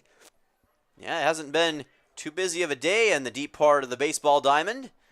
There's a strike. Count goes to 0-1. Jack Hostetler still in the game, already with 11 strikeouts, a season high for any Matsu Miners pitcher, and he could extend that mark right here. And he's chasing something bigger, which is why he's still in the game. He is just one shy of tying the ABL's strikeout lead, currently held by a member of the Anchorage Bucks, Wyatt Halverson. Wyatt Halverson. That mark is 27. Coming into today, Hostetler had 15, but he's covered a lot of that ground. He's just one back of him now. And in this inning, he could tie and even take the lead. You'd have to imagine this would be it for him, though. Yeah, I don't see him going any further than 7. This is already a season high for him. Not to say he potentially couldn't, but he's already at 80-plus pitches. This goes inside, and the count goes to 3-1. And correct me if I'm wrong, Charlie, but I don't believe he's walked a single batter today. He has not. He has hit 3 of them and allowed 4 hits, but has not issued a walk. So 3-1 count. Pitch by Hostetler, fastball. This is a bloop shot into shallow right field, caught by Ryan Richard, and that will be 2 away. So he can't take the lead outright, but if he can strike out Cole Dawson for the first time, he will be able to tie Wyatt Halverson for the ABL's strikeout lead. It'll be the second straight day that we've watched a member of the Miners tie that record, only for Halverson to take it right back. He is a workhorse for the Bucks, and part of the reason that they are in the lead of the ABL right now. So 2 outs here. This is going to be fouled off. It looked like it went off the mask of Logan Vaughn. It did. I think it went right off his knee. Or was it his knee? Right off the kneecap, which is where he's holding. He's walking a little gingerly on it. It went off some part of his padding for sure. Can't imagine that's too pleasant of a sensation. Definitely isn't, as he's trying to make sure to get his bearings back about him. Walk this off. And it looks like Ty LeBron is going to have a conversation with him real quick. We could have to see Blake Baltz, who has an off day today. He might have to come in as the emergency backup catcher. He's talking about his right arm, it appears. Yeah, so I might have, he's shaking it out. Might have taken a shot on the elbow. Now LeBron's going back into the dugout. Looks like Vaughn will stay in the game. He's still shaking it out, though. Yeah, it's good to see he's still in the game. Hopefully nothing too serious on that end, but trust himself enough, and Tyler Brunn trust him enough to keep him out there, and that's good to see. 0-1 count with 2 away. And Hostetler going to serve up a fastball, and he gets it in there for a strike. Count goes to 0-2. Jack Hostetler has been one of the best fastball pitchers in the ABL this season, and he is having his magnum opus, at least so far here in 2024 today. Can he get that strikeout here?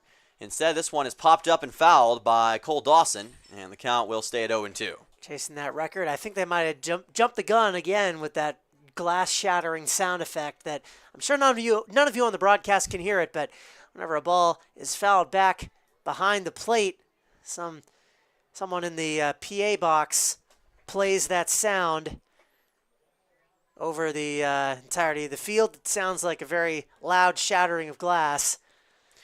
Count goes to 1-2 now as the pitch goes outside to Logan Vaughn. Give it to him. He is ready to deliver. Fastball, and it is high and outside. Ball 2. Dawson today has reached on a pair of fielder's choices and grounded out, so he's hit 3 ground balls, and he's 0 for 3. But he has scored a run. Back in the 3rd inning, the only one the Oilers have to their name. The 2-2. There's the strikeout. Jack Hostetler ties the ABL lead in strikeouts with a 12K day and now has 27 overall on the season. What a day for the pitcher out of Whitman College and soon to be Oregon State. He has built himself a heck of a game today. We'll be right back after the stretch. Matsu up 2-1 on the Oilers. You're watching Miners Baseball on YouTube.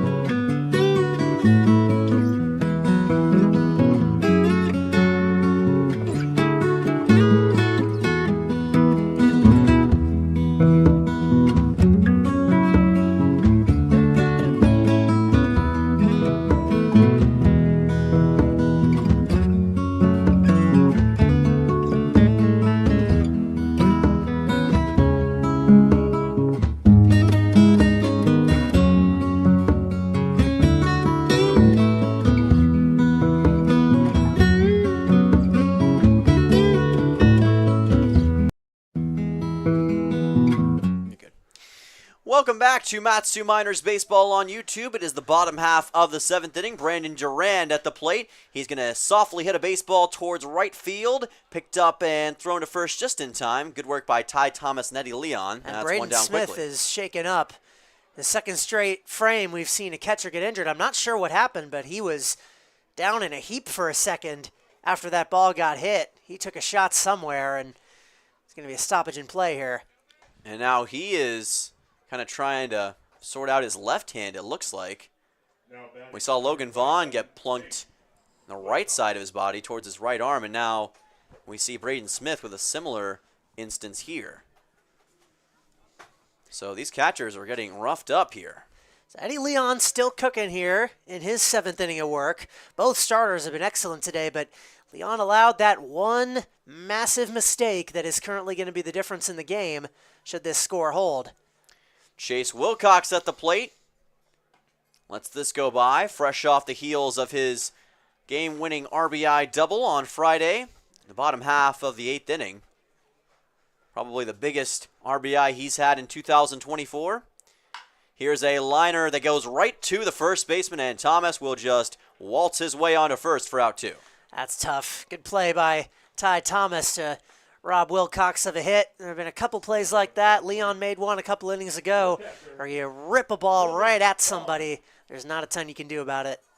Logan Vaughn makes his way to the plate. It's good to see him back on the field after what happened in the top half of the 7th inning. Also, just a little editorial note, these 12 strikeouts today for Jack Hostetler not only tops in a single game by the Miners, they are the most strikeouts recorded by any pitcher in any game this season in the Alaska Baseball League. Jack Haas, shining example of pitching prowess in the ABL and making Beavers fans around the country very excited. Yeah, if you're an Oregon State fan, you should be ready to have this guy on your staff. He is an absolute beast from the mound, and he has served up some strikeouts today. It's been an all-you-can-eat buffet with 12 of them. 1-1 count, and that pitch goes well inside, almost hits Logan Vaughn. Yeah, I think it was in the dirt well before, and I thought it hit him too, but the only way that couldn't have hit him is if it was in the dirt before. Right. Probably glanced off of the infield grass. 2-1 count. High fly ball into right, and it's going to be dropping down right in front of Max Rothwarg, and Logan Vaughn is on with his second hit of the year. It's a single into right with 2 outs. Good piece of hitting there by Vaughn. Just a classic bloop single right over the glove of Max Rothwarg. A 2-out base runner, and you know, he's been so great defensively, Logan Vaughn has. A really valuable member of this team, trying to bring his bat back to life He was a good hitter with Texas A&M Corpus Christi, but for whatever reason, it hasn't transferred over to Alaska just yet. That could possibly be the spark he needed. And more importantly, the spark the Miners could use to ignite some insurance runs here. That would be massive for Matsu late as Kellen Strohmeyer makes his way to the plate. He also broke out of a funk on Friday. He got his first RBI single in a good while, his second of the season, and now maybe looking for a third here in the bottom half of the 7th inning. Strohmeyer, the Iowa Hawkeye, trying to send the Islander Logan Vaughn into third or maybe even home with a good shot. Lefty versus righty matchup here. This ball's popped up and fouled. Count goes to 1-1. Leon now has allowed 5 hits.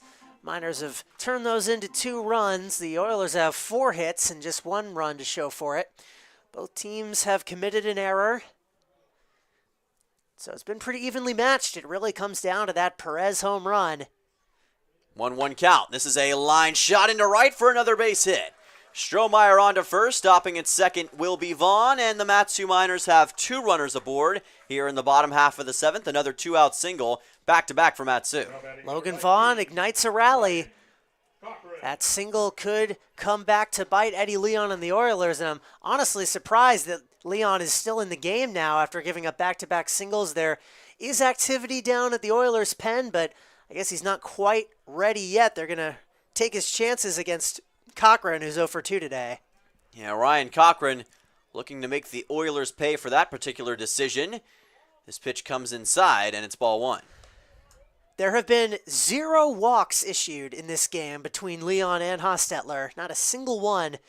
Pitchers on both sides have been sharp. That they have. Only a few hit-by pitches from Hostetler in this game. 1-0 count, and that will be fouled towards the Miners' bullpen. Count goes to 1-1 for Ryan Cochran. We talked about Cochran a little bit earlier. He's got 2 hits and 1 RBI on the season.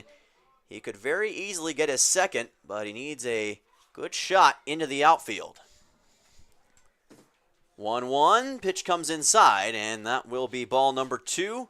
Cameron Tepper is up in the Oilers' pen. The lefty out of Cal Baptist. He will almost certainly come in to pitch if Cochran is able to reach base. The 2-1. That'll set down in the zone. Off-speed pitch by Leon, and the count's going to be 2-2. Meanwhile, for the Miners, it does appear as though someone is up and working, or at least was working down there. So we'll see if Hostetler will come back in for the 8th. The 2-2. Cochran with a bouncing ball, right too short, picked up and thrown on to second. That will be out number 3, so no insurance in the bottom half of the 7th. The score is still just 2-1. It is going to be a close one down the stretch. Charlie will take you through the final 2 innings of the game. You're watching Matsu Miners Baseball on YouTube.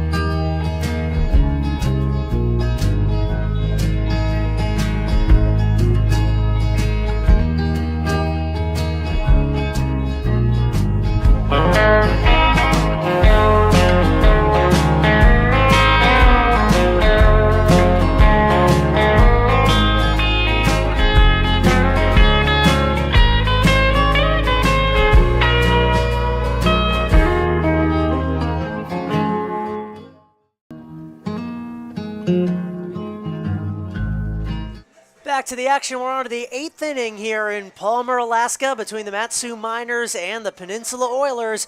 Your Miners currently up 2-1, but it's still a tenuous lead at that. A high leverage situation, and Jack Hostetler, after 7 stellar innings of 12 strikeout, 4 hit, 1 run ball, his day is done, and Luke Smith comes on to preserve the lead. Yeah, Luke Smith coming in for the first time in this game for Matsu. First reliever that we've seen from the Miners here today, and He is a southpaw for the Miners, man out of Incarnate Word. He's had 7 appearances this year. That's the most on the team, and he has several innings of work to go along with it. But this is going to be a tough test against this Oilers offense, who has been very good in late-game situations in the past, and Colin Robson is going to be probably the toughest test that you can start with if you're Luke Smith. It's the heart of the order for Peninsula: Robson, Ty Thomas, Cody New, and of course Colin Robson, the Miner killer, has a pair of strikeouts in this game, but also an RBI double that scored the only run the Oilers have to date. Luke Smith getting ready to start him off. The lefty from Texas fires in a strike on a nice curveball. We're underway here in the 8th. Yeah, his father came up earlier on before pregame and talked to us a little bit about the day, and you could tell he was excited to be here, and I'm sure he is ready to see what his son can do. A 1 foul tipped into the mitt by Robson, who, as I said before, has already struck out twice. Smith, he has the trust of pitching coach Steve Hecker, as evidenced by all those appearances he's made. He's had some rough ones, but some stellar ones as well, especially against the Oilers.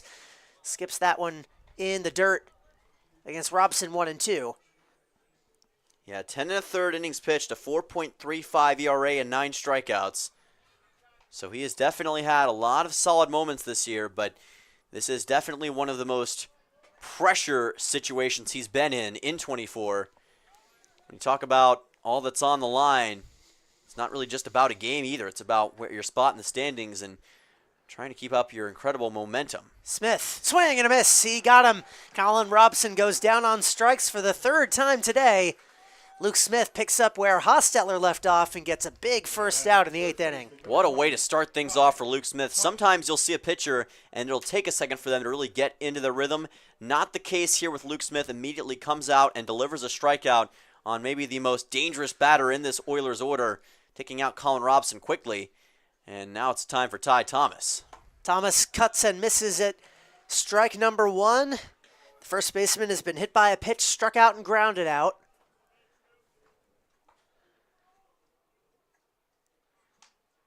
Smith, lefty deals just outside. Miners will be playing a doubleheader tomorrow against the Anchorage Bucks, as long as the weather permits. So we've already talked about standings a lot today, and that would even flip it more if Matsu could get a couple wins. The Bucks and Chinooks still in play. That's in the top of the 6th, and the Bucks have opened that one up a bit. They're now up 4-1, or 4-0, I should say. Unfortunate break, because if they had lost this game and Matsu had won, as that's fouled back right at the press box, if those two results had held, the Miners would have gone down to Mulcahy with a chance to pull even with Anchorage at first place in the ABL if they had taken both of those games. They will not have that chance if the results today hold, but still they can get a couple wins and make this a much tighter race at the top of the ABL standings. Yeah. Full count now by Smith. Still plenty of baseball left to be played, so the opportunity is very much there for Matsu. Give it there to Thomas. Smith, 6'2 lefty, out of North Richland Hills, Texas, had an 8.71 ERA, 6 strikeouts in 10 1/3 innings out of the pen with the Incarnate Word Cardinals. Looking for a big bullpen appearance here, and Ty Thomas trying to take it away from him. He stays alive once again. The count stays full. As a team, Matsu, like we've talked about so many times, the best ERA in the ABL, 2.79, and a lot of that has come down to their ability to close out games late. Which is Like that! He went around. Ty Thomas goes down with a second K, and that's now 14 on the game for the Miners, which ties their single-game record. Thomas down on strikes for the 2nd time. Luke Smith is dealing here to the delight of the Miners fans. And Cody New now potentially the last out for these Oilers, or at least in this inning, I should say. He takes strike 1. That was a great victory by Luke Smith in that long, drawn-out count. Just found the outside corner, and Thomas got frozen. And now another 0-2. Cody New with a single in this game, also a ground out and a strikeout. One of the 4 hits that Jack Hostetler allowed. 0-2. Down he goes on a high fastball. 3 strikeouts for Luke Smith. Brilliant out of the pen, as all the pitchers for the Mat-Su Miners seem to be. The lead has been held. Now Mat-Su will seek a couple of insurance runs in what is hopefully their last turn to bat in the bottom of the 8th. You're watching Mat-Su Miners Baseball on YouTube. Do not go anywhere.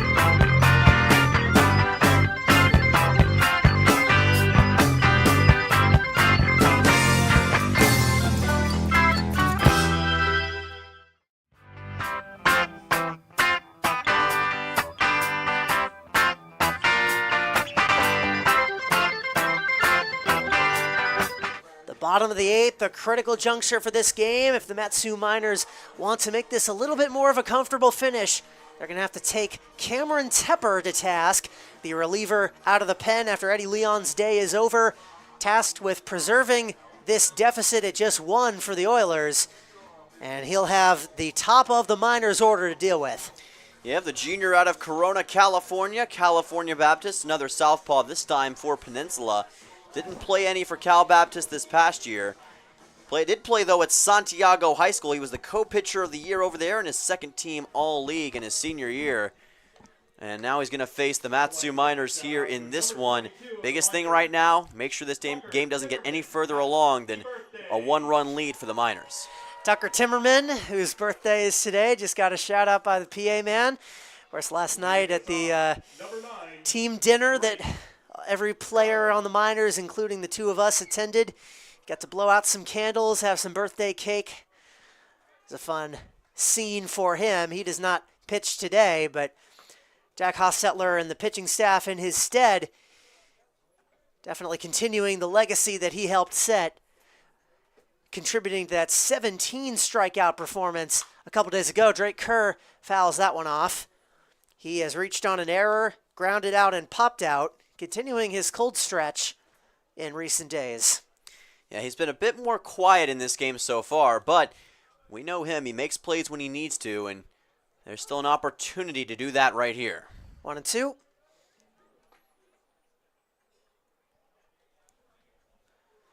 This is the stage in the game where earlier on in this season, Mat-Su maybe wouldn't have delivered. And that's in for strike 3. Tepper wins that battle. The Lancer strikes out the Islander. 1 away. Just the second time a member of the Miners has gone down on strikes today. And what I was saying there is that in the past few games, Mat-Su has delivered in this moment and put the game away. We saw it on Friday against the Glacier Pilots. Close games have been a bit more of a struggle point for Mat-Su early on in the season, but they've been getting better and better in the big moments, and they're going to hope to have that again right here. Obviously, you've already got the 1-run lead, but you just don't want to put it all on pitching.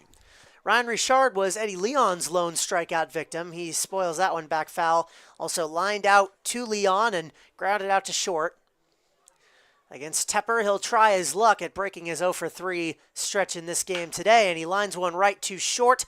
Here's Soto, picks it up out of the dirt, throws across, but he can't get it there to Ty Thomas. That throw was off to the right, and Thomas couldn't do anything with it, so on with an error is Ryan Richard. He will take it. Yeah, that throw was low by Soto that time. It almost looked like it slipped a little bit or something because Thomas could do nothing with that. It was already on the ground before it even got to him, and well out of the way. Richard able to make it on an error, and that's going to be the second one from the Oilers today. Kyle McCausland now with a single and a pair of ground outs. He got a ride home on that Christian Perez home run back in the 4th. He has hit home runs himself, and now he gets to benefit when others do it as well. That went to the opposite field into foul territory.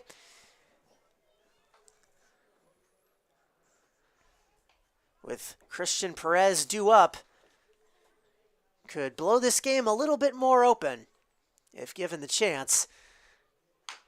0-1 on the ground, softly hit. Charging is Cole Dawson, throwing on, and that one was offline as well, but that time Ty Thomas was able to get it in his glove and make a play on the base path itself to tag McCausland.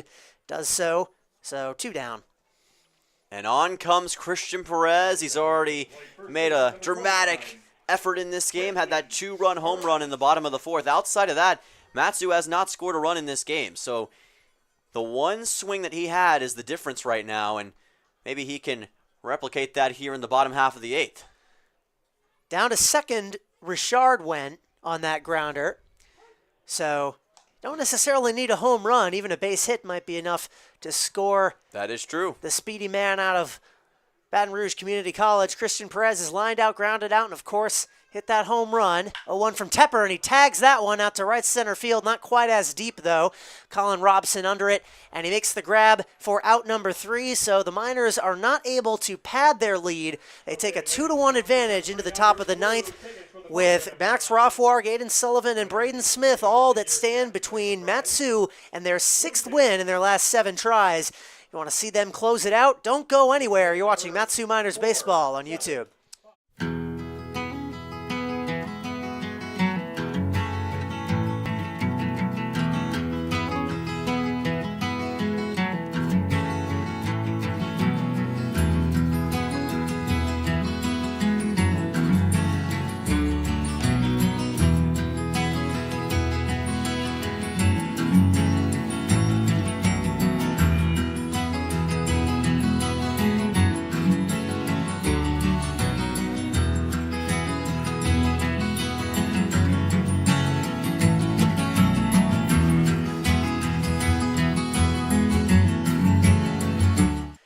Outs to go before the Matsu Miners can claim another win at home against the Peninsula Oilers and score an absolutely crucial notch in the season series between these two teams.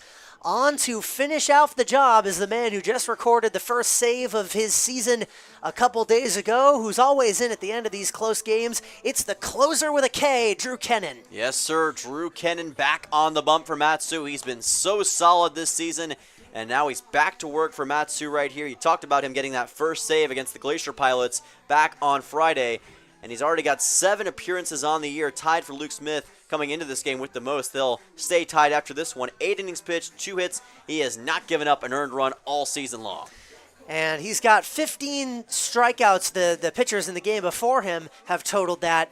The total high for a Miners pitching effort this season is 17, which they got just 2 days ago against the Anchorage Glacier Pilots. So if Kennan can live up to the first letter of his last name and strike out the side here, that could be a new high watermark, not just for the Miners, but in the entire Alaska Baseball League.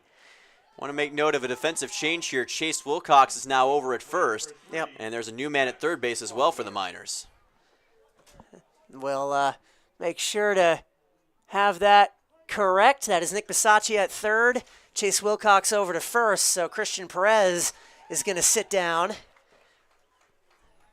We saw them do this in the last game against the Glacier Pilots as well, and worked out pretty well for the Miners, although Kennan made it easy.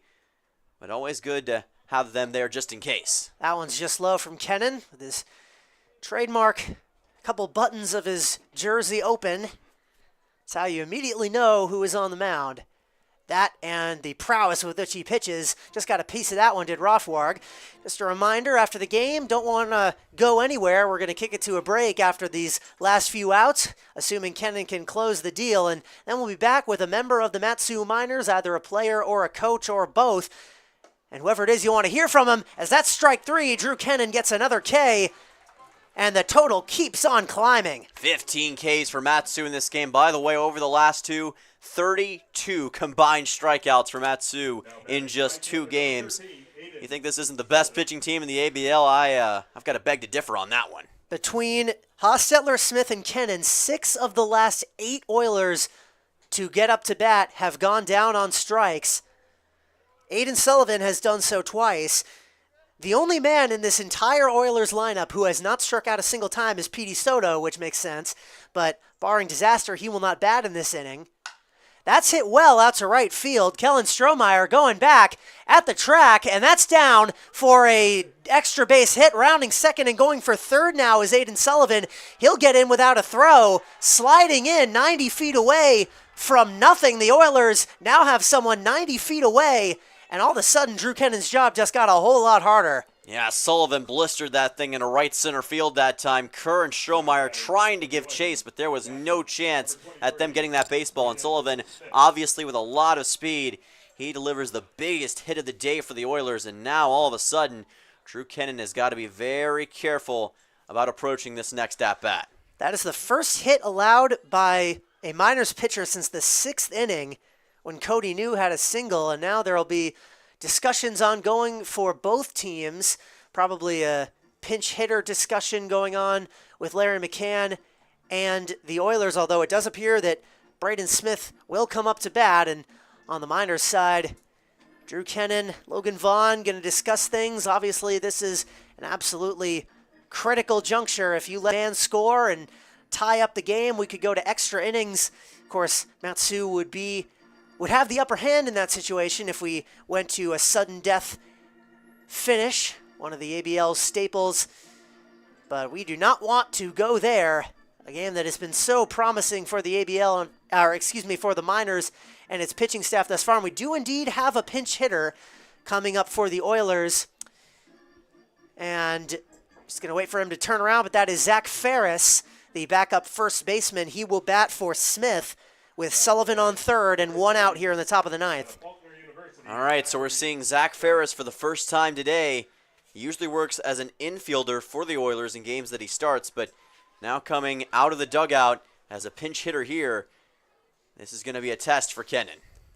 Starts him off with a ball. Drew Kennan has not allowed an earned run so far this season.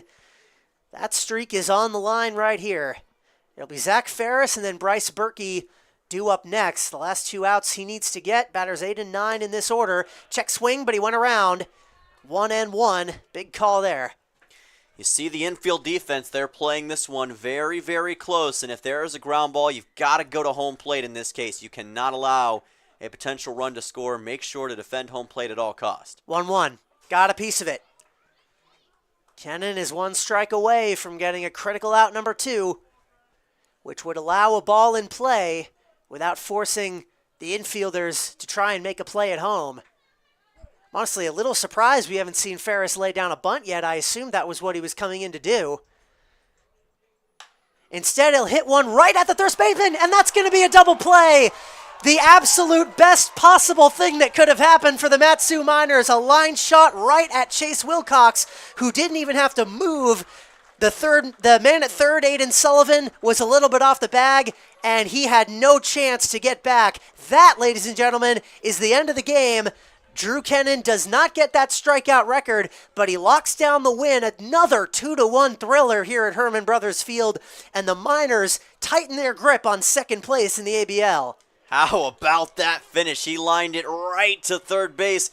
The one thing that the Oilers couldn't have happen. And how about the defensive substitution late? Nick Bisaccia moving over to third base. That was a call by Tyler Brunn late, and it works to perfection. Bisaccia comes on immediately and makes an impact.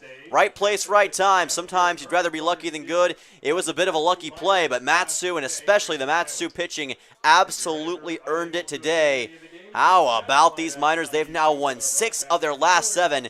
And Charlie, they are now firmly in second place in the ABL standings. They move to 12-9. They will be, barring an Anchorage Bucks win, they will be 2.5 games out of first place in the ABL, and more importantly, an entire game and a half ahead of the Oilers for second place. A massive cushion for how close this race has been in the ABL so far, and an absolutely critical win for the ABL's hottest team. They just continue to find new ways to pull them out.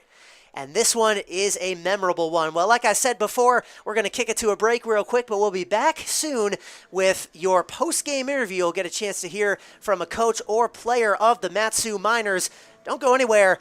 You're watching Mat-Su Miners Baseball here on YouTube.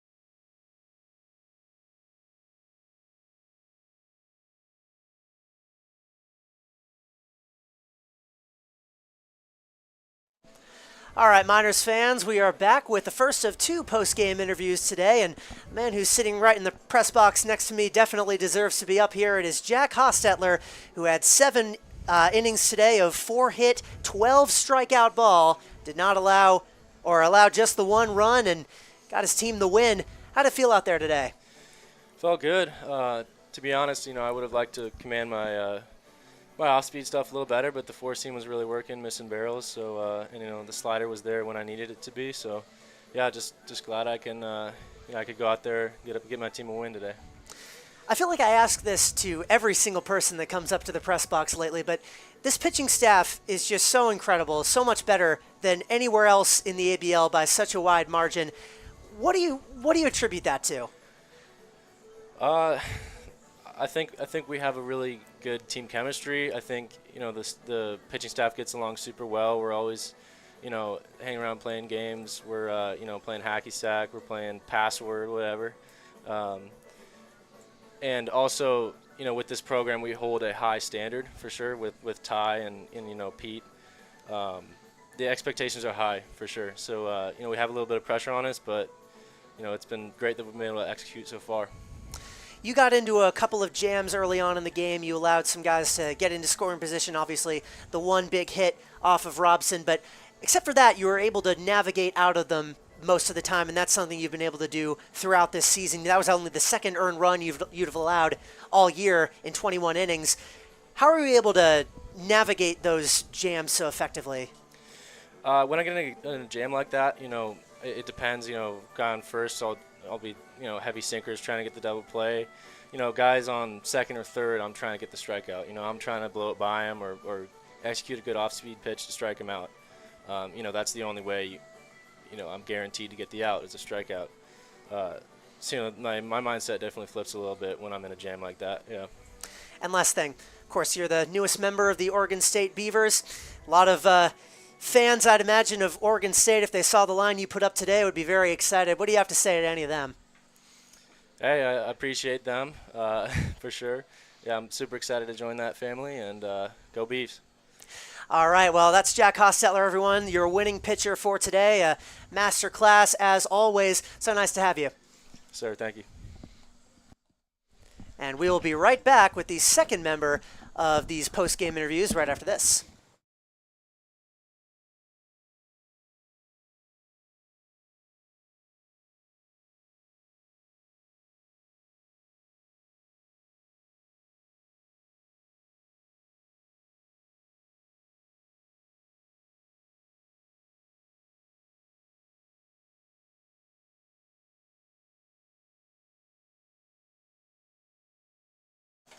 All right, Miners fans, we are back with the second of the two members of these post-game interviews that you will hear, and it's the last member of the pitching staff that is yet to make an appearance in the press box this season. Tyler Bassetti, how are you? I'm good. How are you?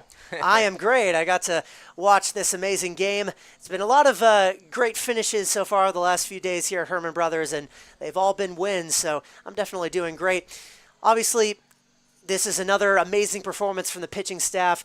I feel like I ask this to every single person who comes up here, and I get a similar answer. But in fact, I just asked Jack basically the exact same question. But where does the incredible performance by all these pitchers come from? I think it just goes into their work. I mean, they show up to the yard every day, they put their heads down, and they just get after it. But yeah, they're super reliable. Every time they get the ball, we know what we're getting from them. Obviously, this win now tightens your guys' grip on second place in the ABL. It's a big win over an Oilers team that got the better of you guys when we went down to Kenai. How does it feel to firmly now 2 games in a row get the better of this team? Oh, it feels great. You know, obviously, like you said, going down to Kenai, didn't really know where we'd be at with them, but now that we got that win, we're feeling a lot better about ourselves, and it's just good to carry on for the rest of the season. And last thing, about you specifically, you are a former member of this Matsu Miners team. You're back up here as a coach. How has that been? Oh, it's been great. Just, you know, coming back up here, you're always going to enjoy the beautiful summers and just being around the guys. That's like my favorite part about showing up the yard every day. But there's some sort of standard here, you know, whenever you show up to the field, you know that we're going to win, or just a winning culture. And I think just as a whole, everyone just brings that mentality. And I know you received a coaching job of your own pretty recently, if you want to tell the folks about that. Yeah, got a coaching job with TJ Bruce at Long Beach State. So he was actually my head coach at the University of Nevada, Reno. So super excited for that opportunity. I can't wait to get down to SoCal and enjoy the warm weather rather than the cold weather in Nevada and Reno. Yeah, not exactly the warmest day here up in Alaska as well, but I'm sure the game that you got to see today more than made up for that. Certainly did for me. Oh, yeah, it for sure did. All right, well, that's been great to talk to you, Coach Tyler Bassetti, everyone, and that will conclude our post-game interviews for today. Just a reminder, the Miners will be taking on the ABL leading Anchorage Bucks in a doubleheader tomorrow at Mulcahy. Those games will be starting at 4 o'clock and 6 o'clock Alaska time, or 8 o'clock and 10 o'clock Eastern Daylight Time, and do the time conversion wherever in the United States you may be. That will be right here on this YouTube channel, so you won't want to miss those. But until then, with Dylan Simmons, Jack